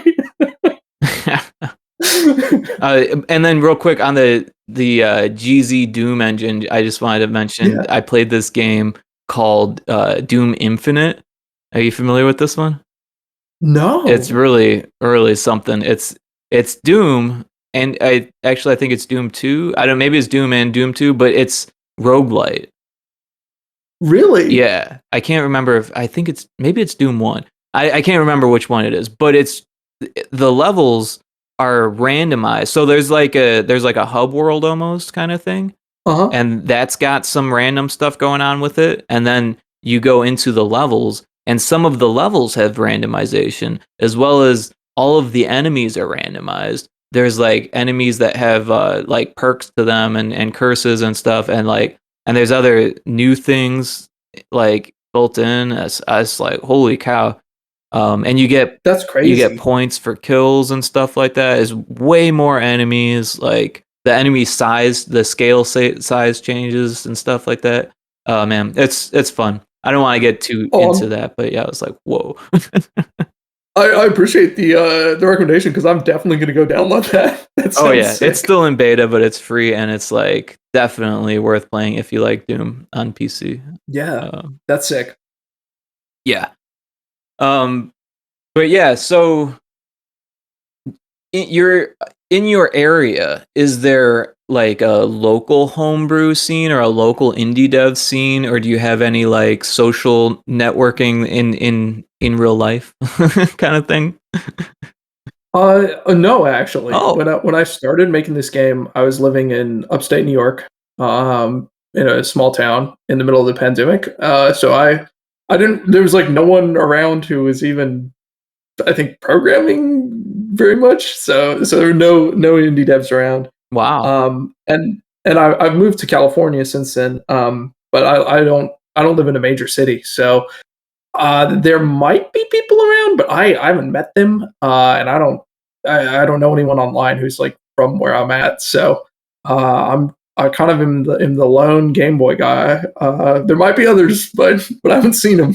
Right on. Well, hey, it might be worthwhile to poke your head out and take a look around and at the local dev scene or the nearby city or whatever.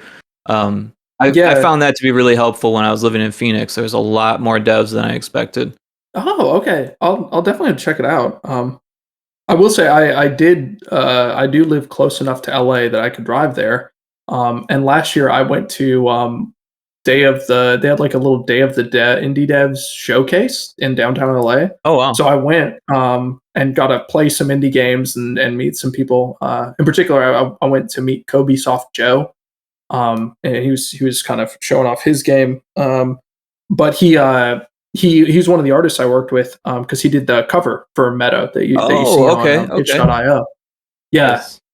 So I went like I never met him before that, and I just approached him online and was like, "Hey man, I think your art's really cool. I need a cover for my game. Like, would you be interested?" I was also like, "Yeah, like your style is like exactly what I'm shooting for. So would you be down?" And he was like, "Oh yeah, for sure." Nice. So yeah, then I last year I got a chance to meet him, which was super cool. So That's I awesome. guess I'm not totally isolated. You know, I make occasional pilgrimages. No, I mean that sounds like a really excellent opportunity. To just play games or to network and meet some people and just have Yeah, fun. yeah, just kind of chill out. Yeah. Very cool. So it sounds like you do most of your networking online then. Yeah, yeah, that's primary spot where I've met people and have interacted with people about Game Boy games. Yeah. So like Discords or Twitch chats or what kind of online hanging out do you do? Yeah, yeah. Obviously, like Twitter's kind of a spot where even though it's kind of in funny shape now, where I think it used to be a lot more central, and now people are on different websites and all over the place. It's still there's still a fair amount of like indie dev stuff going on there, so it's kind of a natural focal point. Oh Um, yeah. uh, yeah. The GB Studio Discord is like I kind of lurk there a lot. I don't post a lot, but it's like the best place to keep up to date on what's going on, what projects, like what are people doing, you know, kind of like who's in the scene, who's doing different stuff. And then I have been hanging out some in some different like Twitch chats, just to people like working on games. In particular, oh man, I'm blanking on her name. It's like Fee. Oh yeah. Prototype fee. Yeah, Prototype Fee. Yeah, I've been hanging around because I think she started streaming kind of recently, so I've been just seeing what's up. Her game looks really cool. Super excited to kind of see how that comes along and develops. Oh Um, yeah. and then Shout out to Prototype Fee for awesome stream, cool game. GB Studio dev. Also, yeah, she's yeah, a AAA dev, which is interesting. yeah. I've heard her kind of like allude to that and kind of mention that, which I can't.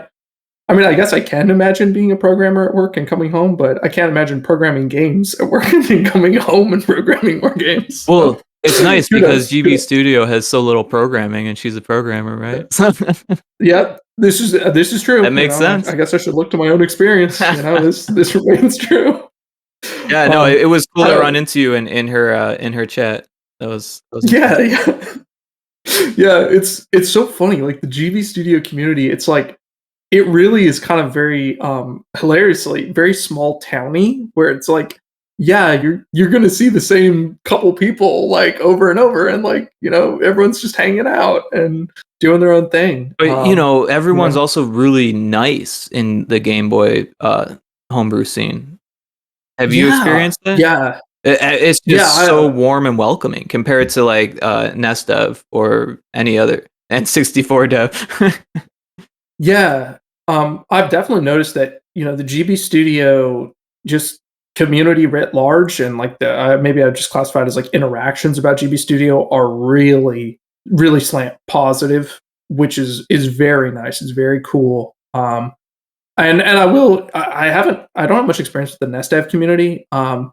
I've just lurked in the N64 homebrew community, and they seem very chill as well. They're just more like serious almost. It's like kind of like it's more hardcore. So it's like, yeah, everyone here is hardcore, and you need to be ready to do real programming stuff. Right. Yeah, I didn't mean to make It's a those different vibe. communities sound less appealing, but the reality Yeah, is yeah, that, well, at least for Nest Dev, there's kind of a history of like information not being regular ready and available, where in GB Studio they're doing their best to make everything available, I feel like. And in N64, I yeah, feel like there's just isn't that much information. So and I feel like that was the same thing with Nest Dev when Homebrew on the NES was or NES was first becoming popular.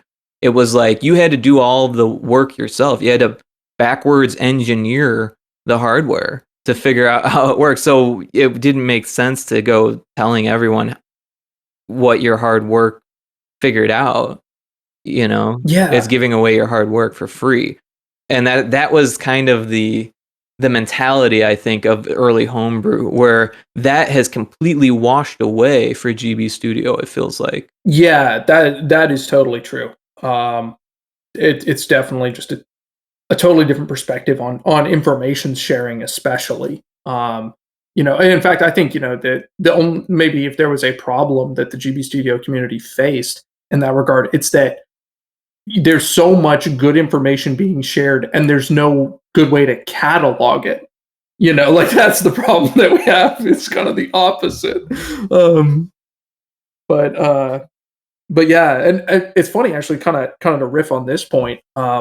I've listened to some podcasts and I'm just kind of generally aware that there's like historical baggage in the like NES dev community about like NES maker versus quote unquote hand rolled like NES games. A little bit. And I feel like yeah, I feel like the GB Studio community kind of has a similar thing. It's not one to one by any means, but like like GB Studio games, I think historically maybe have kind of had a rep of being like really like simple or like kind of I don't Hmm. want to say low effort, but like a lower bar to clear than if you had to do it all yourself. Yeah. Um, but I feel like that's kind of been shifting in the last 1 to 2 years. And I don't want to write off anyone's previous work, but there's definitely been like I think a concerted push to make more rich, detailed experiences.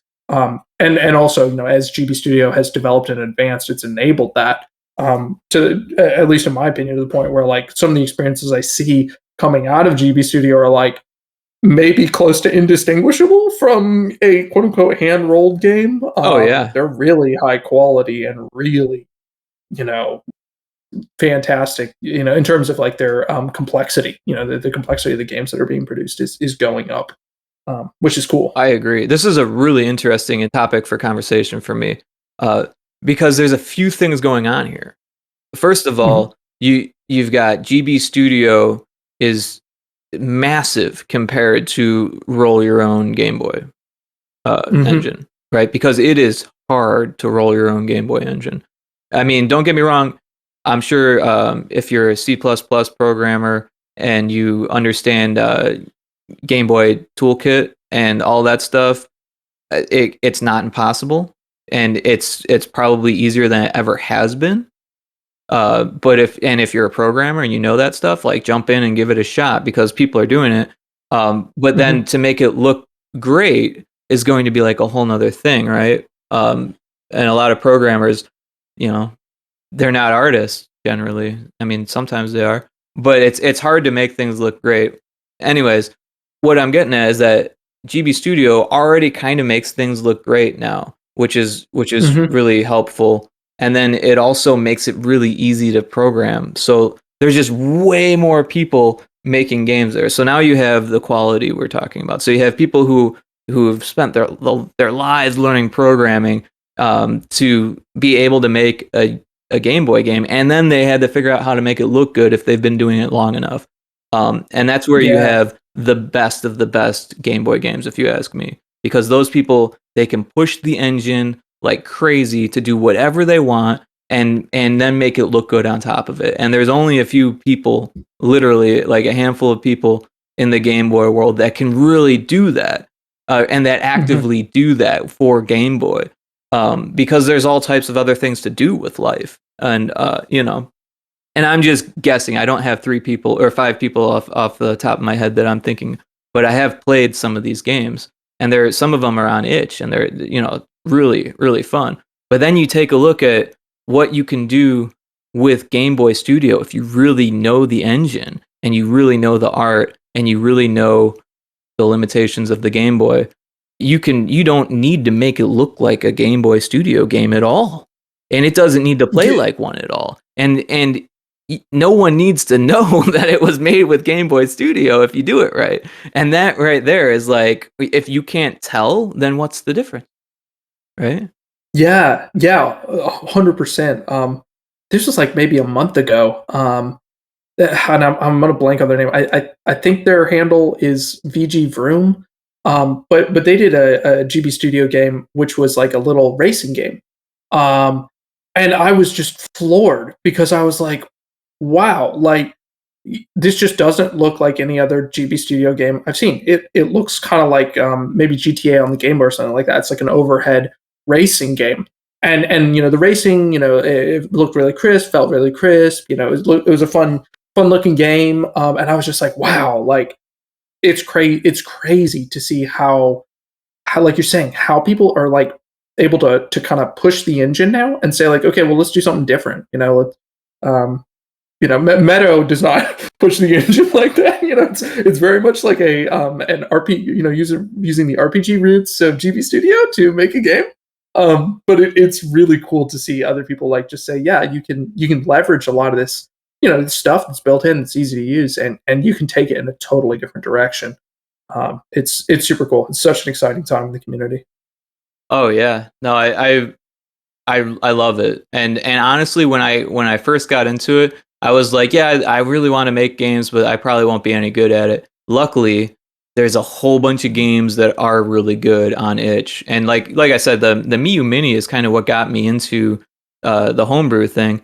And then I realized, like, holy cow, there is a ton of ROMs on itch, um, and a ton of them are free, and especially with Game Boy, because there's game jams nearly every year. It seems like major game jams for Game Boy, and you get hundreds of people making games every year almost, and most of them are free. I mean, not all of them are great.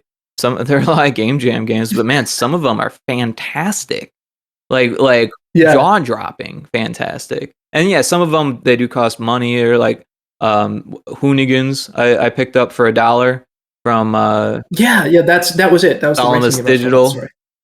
Yeah. And they also did Block Droppin', which I've mentioned on the podcast before. Both of those games are fantastic games. And were those made with GB Studio? I wasn't sure. I believe so. I mean, now I'm on the spot and like, maybe I should double check that. But they've definitely posted a lot about them in the GB Studio Discord. So I'm pretty sure they were made with GB Studio.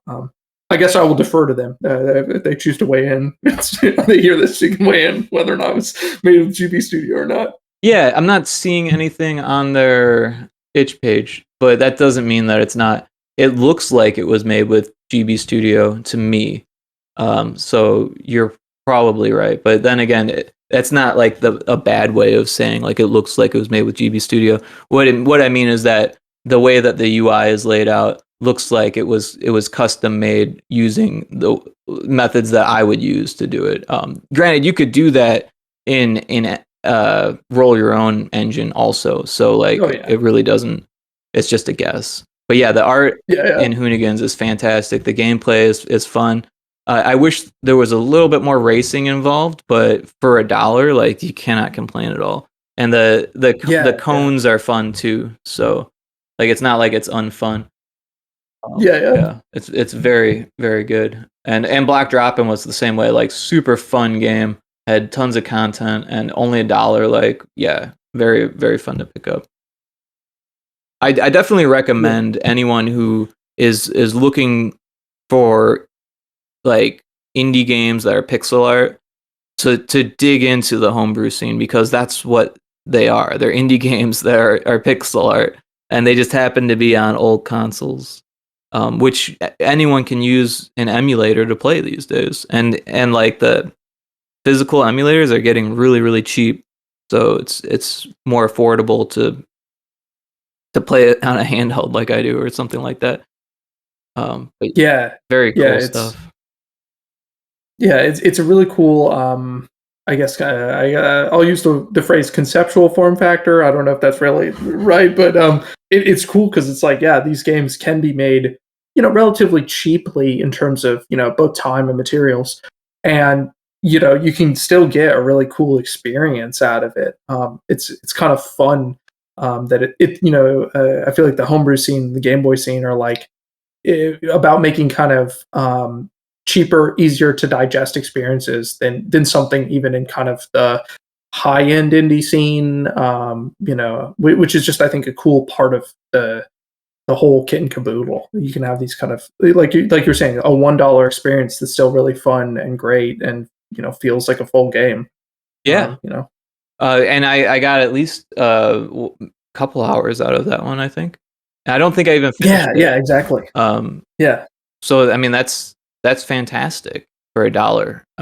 And they are good experiences. They're nostalgic driven. They're well done most of the time. The pixel art. I mean, if you're charging $1, they're well done. You know what I mean? So. The high bar is $1. Well, I mean, you could, for Game Boy it gets pretty cheap, which is interesting. For NES, I'm willing to spend $10 easy for a ROM, but I would probably do the same for a game, depending on if it was something that I was really looking at. And I think there are some more expensive Game Boy games out there, but usually it's because they're physical only, or they have a publisher or whatever it is. Hey, have you done any research with publishers at all for Game Boy? Like really surface level. Okay. I have, like as people would mention publishers, or occasionally I'd kind of they'd come into my peripheral vision. I would make a note about them, but I haven't really looked to say like, okay, how do these publishers weigh up to each other, and what do they do? Yeah, I'm kind of in the same boat, except that I've been asking people if they've been working with publishers and how their publishers treat them and that kind of stuff. I definitely am keeping track of publishers, but I guess I just been on the outreach side of things, because I feel like that's a really great way to learn about publishers, just to straight up ask the people that worked with them. Yeah, I have to admit, it's something that I kind of have been reluctant to start looking at because like I was just like I love the idea that with my game so far, all the assets I've used, I have paid for, and all the artists I've worked with, I've paid up front. Um, and so it's like, yeah, like I own this intellectual property. So like if I want to go publish it, I'm free to do that. Or if I want to release the ROM for free on my website, I'm free to do that. Sure. And kind of like engaging in, like where you have to start thinking about like, okay, what intellectual property rights would I want to retain, and like making sure that I retain those and stuff. It's like, oh man, that's kind of like the not fun part. Yeah, yeah. I Like a haven't lot of signed a work. deal or anything like that before, but I'm learning more about them. And yeah, usually the way I see it is that every contract is different. So Yeah, you yeah, just gotta, like, if you're going that route, then you talk to a lawyer who does this kind of thing, and you let them know that you want all of your IP rights, and that's pretty normal these days to retain all of your IP rights. But if you forget about that yeah, kind of thing, they will screw you sometimes. So. But luckily, what yeah. I've been seeing is that the Game Boy publishers they seem legit for the most part. I'm not Mhm. saying blanket. I'm not using blanket statement here, but Yeah, yeah, from what I've noticed, they're all small enough and they're all legit enough to like only want to publish games that they believe in and only do projects that like are going to benefit them and other people. Like it's like one of those things that it's I don't know, you look at the indie space as a whole and you see all of this scummy publisher behavior where yeah, that could happen to anyone, but it doesn't seem to be happening as often on the homebrew side of things. I don't know why. I think it's because it's so tight knit that if you were to make a mistake, then that would be your business, right? yeah. I'm sure that there's definitely an element of that where it's like I said, it's kind of small towny. Everyone knows everyone, so it's like if if you're having trouble with your publisher, that'll become obvious whether you're going out and telling everyone or not. Like it'll leave an impression. Yeah. That definitely I think helps. Because it seems like the world of indie games has really like exploded over the last decade, and now it's like it's so huge. It's like a big sea, and I think it's just easy then to get kind of lost in the sauce, so to speak, Oh and yeah. have bad experiences, and no one knows. Oh, totally. And like you said, it's so small towny. Everyone kind of knows each other. Like here I am asking you if you've had publisher experience, and Yeah. and if you did, you'd probably let me know. Like, hey, don't work with this guy, or don't work with these Yeah. people. And for me, it's like I I've witnessed so much because I've been anti-publisher like for a long time. But now that I'm like embedded a little bit, I feel like there's people that I might actually trust. You know what I Mhm. mean? Mhm. But you Yeah. really gotta check these people out because they, 'cause I don't know. I mean, there's so much bad stuff that can happen, right? Yeah, yeah. It's a pinch point, so to speak. You can wind up really messing yourself up if you sign the dotted line. You're not paying attention. Yeah. Yep. Um, On the other hand, but it could get you a lot more sales, a lot more visibility, that kind of thing.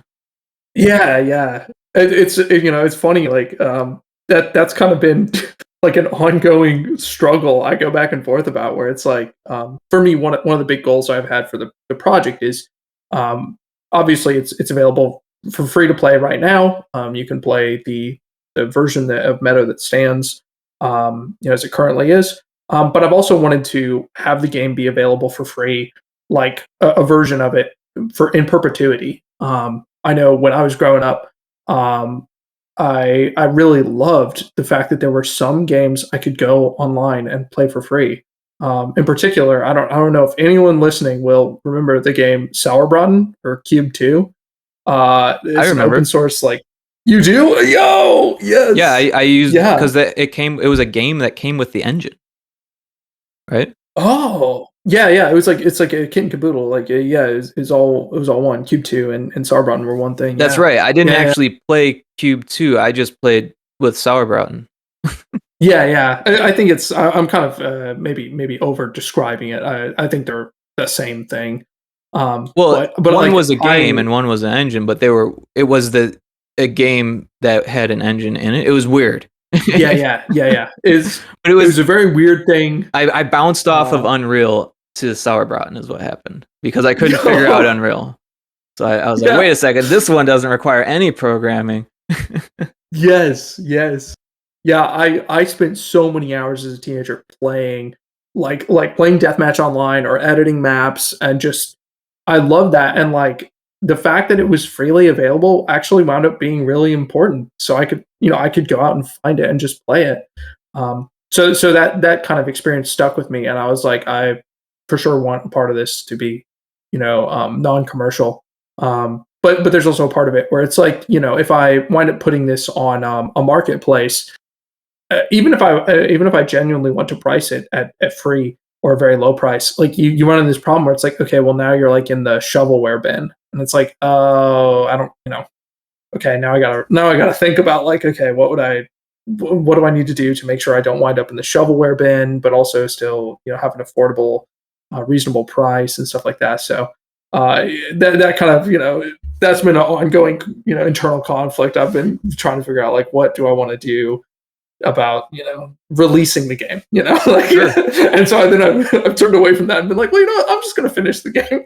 Right. I don't have to think about that. Yeah, well, you know how it is. Sometimes it's better left to just have your brain gestate on the idea Yeah. while you work out something else. But your head's in the right space, and that is a difficult question to answer, right? Because Yeah. I'm kind of in the same boat as you, where like I used to play itch.io games around like 2014. I was like, hey, I have a computer that can play games. I don't have any Yeah. money to Yeah. buy games.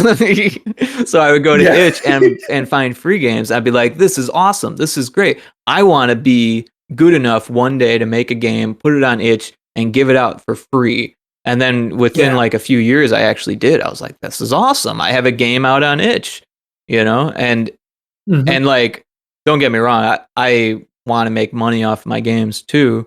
But I love that you can put a game that's unfinished up for free.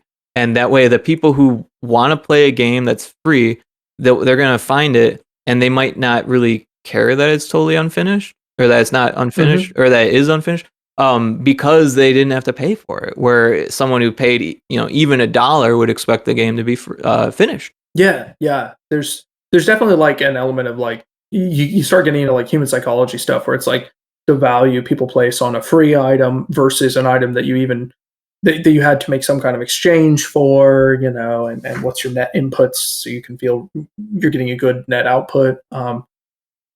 Yeah, it's something I've thought a lot about where I'm like, yeah, I want people to walk away from both a free or a paid version, feeling like they got more than they put in, and that the experience was richer than they'd anticipated.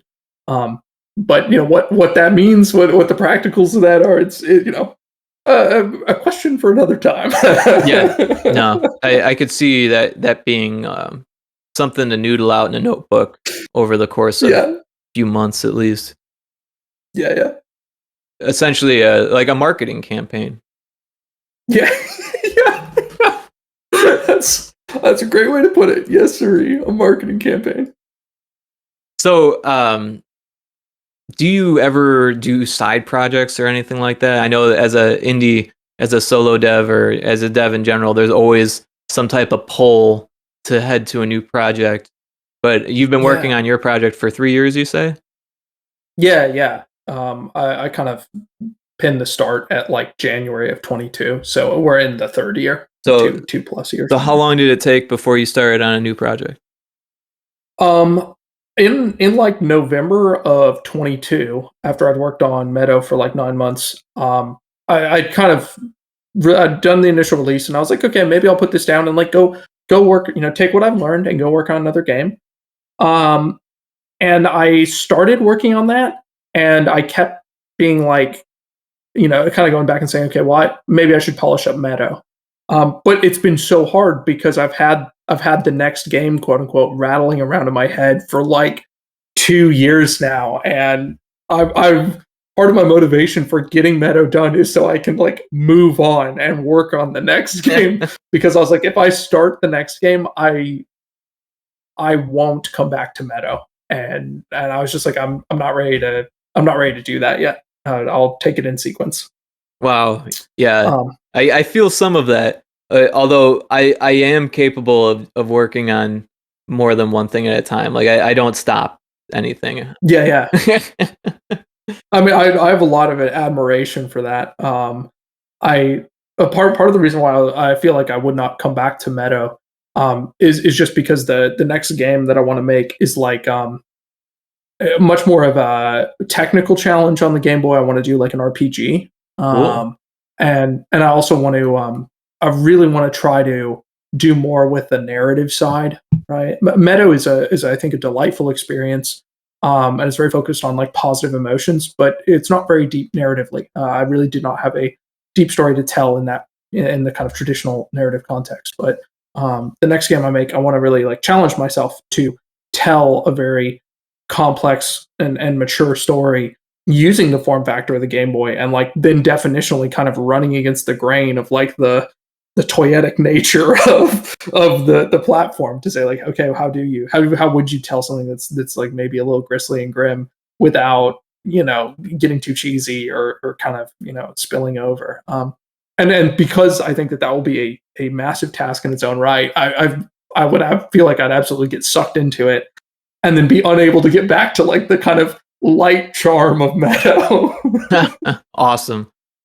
Yeah, no, I could see how that would be difficult to jump back and forth, but also, you never know when until you're there, because sometimes when Yeah, you're in the thick of something, you're like, man, I wish for a juxtaposition just for a little bit. You know what I mean? yeah, And yeah, sometimes that's yeah. enough. But that's really interesting. So you didn't mention what type of RPG. I know that with RPG people, the letter in front of the RPG makes all the difference. Yeah. Yeah, that's true. I envision it being something maybe like a JRPG. Oh, okay. Initially, I batted around the idea of trying to really push the technical chops and say like do a tactical RPG, Oh, something wow. like a Fire Emblem, but I don't have the requisite skills necessary to do that right now. And I think even if I did, the Game Boy as a platform makes that really challenging. Yeah, So that I was sounds like, tough. I'll try and step back and just maybe do a JRPG. Well, it might. And hilariously, oh yeah, I was gonna say it might raise some eyebrows, but yeah, that sounds very, very difficult.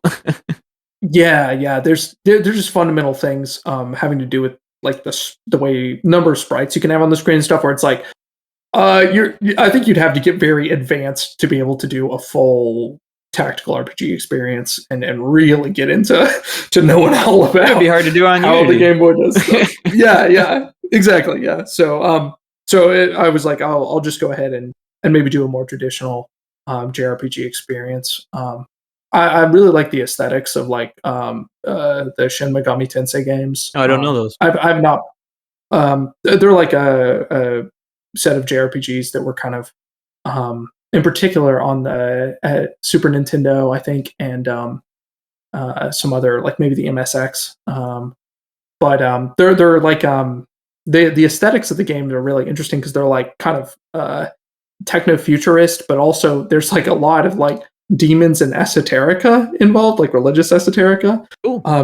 It's a super interesting kind of aesthetic milieu, and I definitely would want to look to those for guidance on that. But That's interesting. So, yeah, are you thinking like what they call a fighting screen, right? yeah, exactly. Yeah, a fighting screen, 100%. That's kind of what I'd be looking at. Maybe if I was going to draw like a good Game Boy analogy, something like the Dragon Quest games. Okay.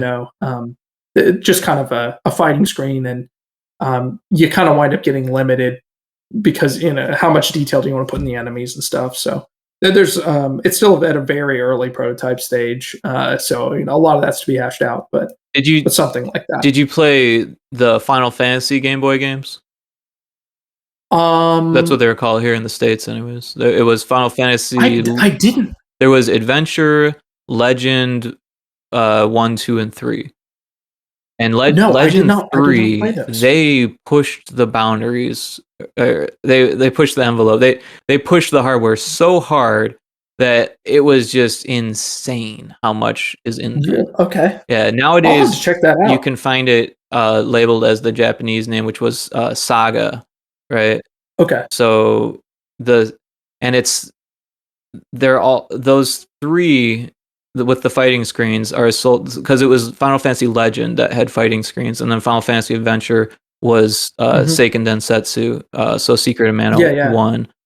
Uh, right. So that was action adventure, and the other two were fighting screens. But nowadays it's called Saga Legacy or something like that. I'll Hmm. have to look that up. I think they just call it the Saga trilogy, which is weird because there's like a whole bunch of Saga games. But yeah, the first three Yeah. Saga games for Game Boy, those are definitely worth checking out. And like I said, the third one, like they fit so much into that little cartridge. It was mind blowing at the time, and it's still mind blowing today. Yeah. And I'll definitely take a fantastic look. enemy art. Yeah. I'll definitely be looking around. The mechanical parts of that project are still like kind of early. Oh, I shouldn't even hedge. The whole Yeah, project's very early on. So I've started you down the wormhole here. yeah, yeah, yeah. You gotta get your gravity back to Meadow. Exactly, exactly. I did treat myself. Just to talk about the next game. I When I released the version like 0.8 6 months ago, I was like, okay, as a reward, I will. There was an artist I found on Twitter, and I went to him and I was like, hey, I'm thinking about making this this RPG on the Game Boy. Here's some ideas I have for the characters. Would you be interested in doing some character art? And he was like, oh, this sounds sick. So I would go in, got some character art done to kind of like just keep a little bit of movement in the background. No technical stuff, just like filling out other pieces. So Right yeah, on. it's rolling along. That's awesome. Um, so yeah, on Meadow, do you have any milestones coming up in the future, or is it unwritten? Yeah, I like to structure the milestones as pretty like broad in general. I just kind of like I said, I try to do releases more based on time. So I want to do one more release in this year, probably in the late fall or early winter. That'll mostly be like mechanical refinements and graphics improvements. It'll be kind of a refinement pass over the game. I do have a big list of things I'd like to improve and things that need to be tweaked, and I'll make a big pass at those.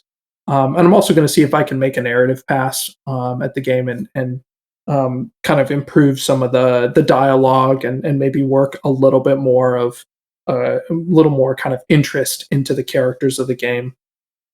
And then my goal is to get a 1.0 release completed. I'll tentatively say maybe in the spring or summer of next year, somewhere along those lines. And then from there, there might be additional riffing that I do on bigger features, like alternate farm layouts or something like that.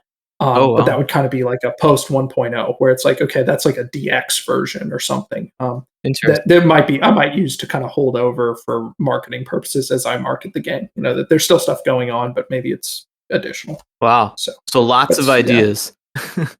Yeah, yeah, the well of ideas has never run dry, which is cool, but also tough. To got to discipline yourself about what to do. Yeah. That's awesome.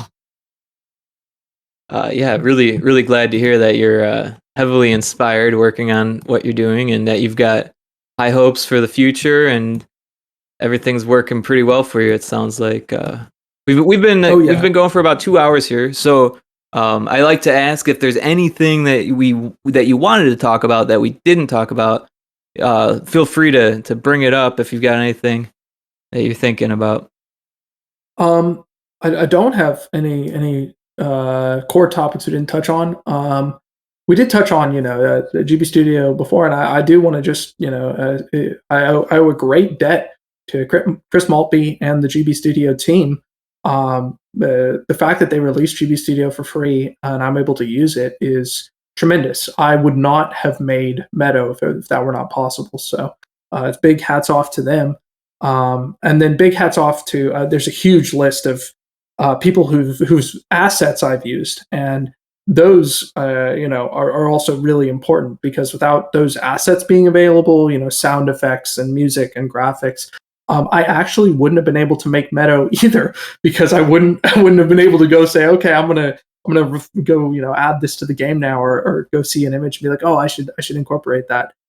So I owe a great debt to a huge laundry list of people who I've made an attempt to attribute on the actual Meadow page. So I'm just very appreciative that both the engine and the resources are so freely available. The game would not have been possible without all those pieces. So I owe a great debt to a lot of people.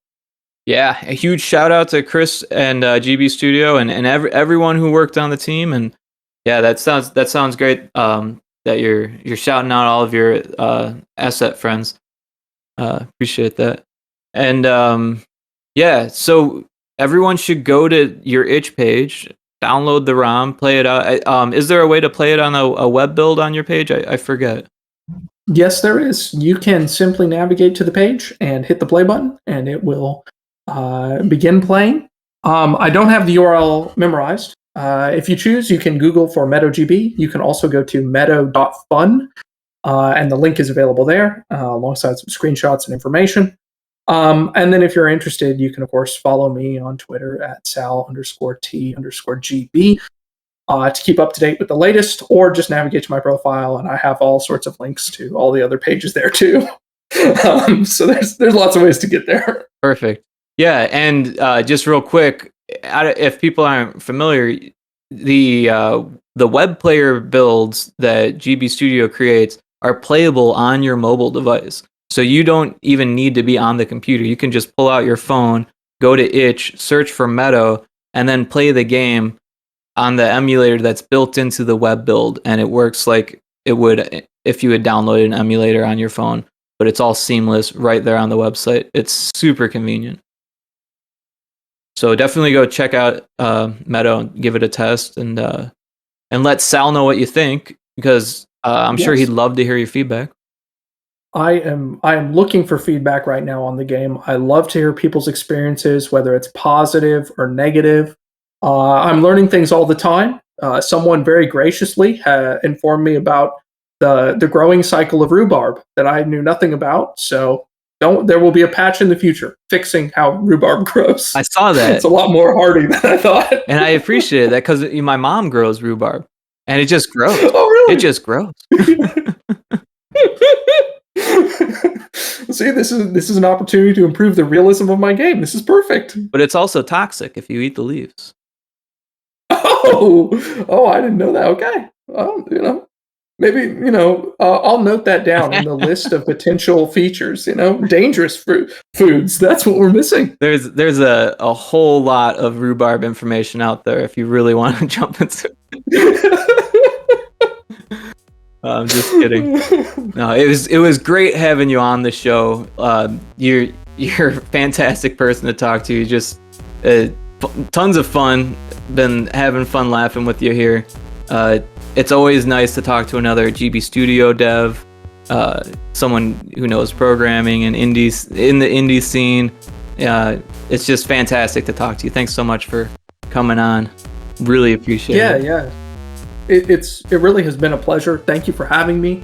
The feeling's mutual. Very fun to just chat. I mean, I love chatting about GB Studio. I love chatting about Game Boy games.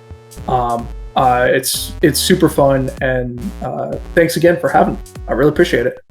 Absolutely. Thank you so much for listening. Everyone should go and check out Meadow GB on itch. Go follow Salvatore Tosti on Twitter. Everyone enjoy the spooky season. If you're looking for a spooky game to play, go check out Little Screamies. And everyone have a great day.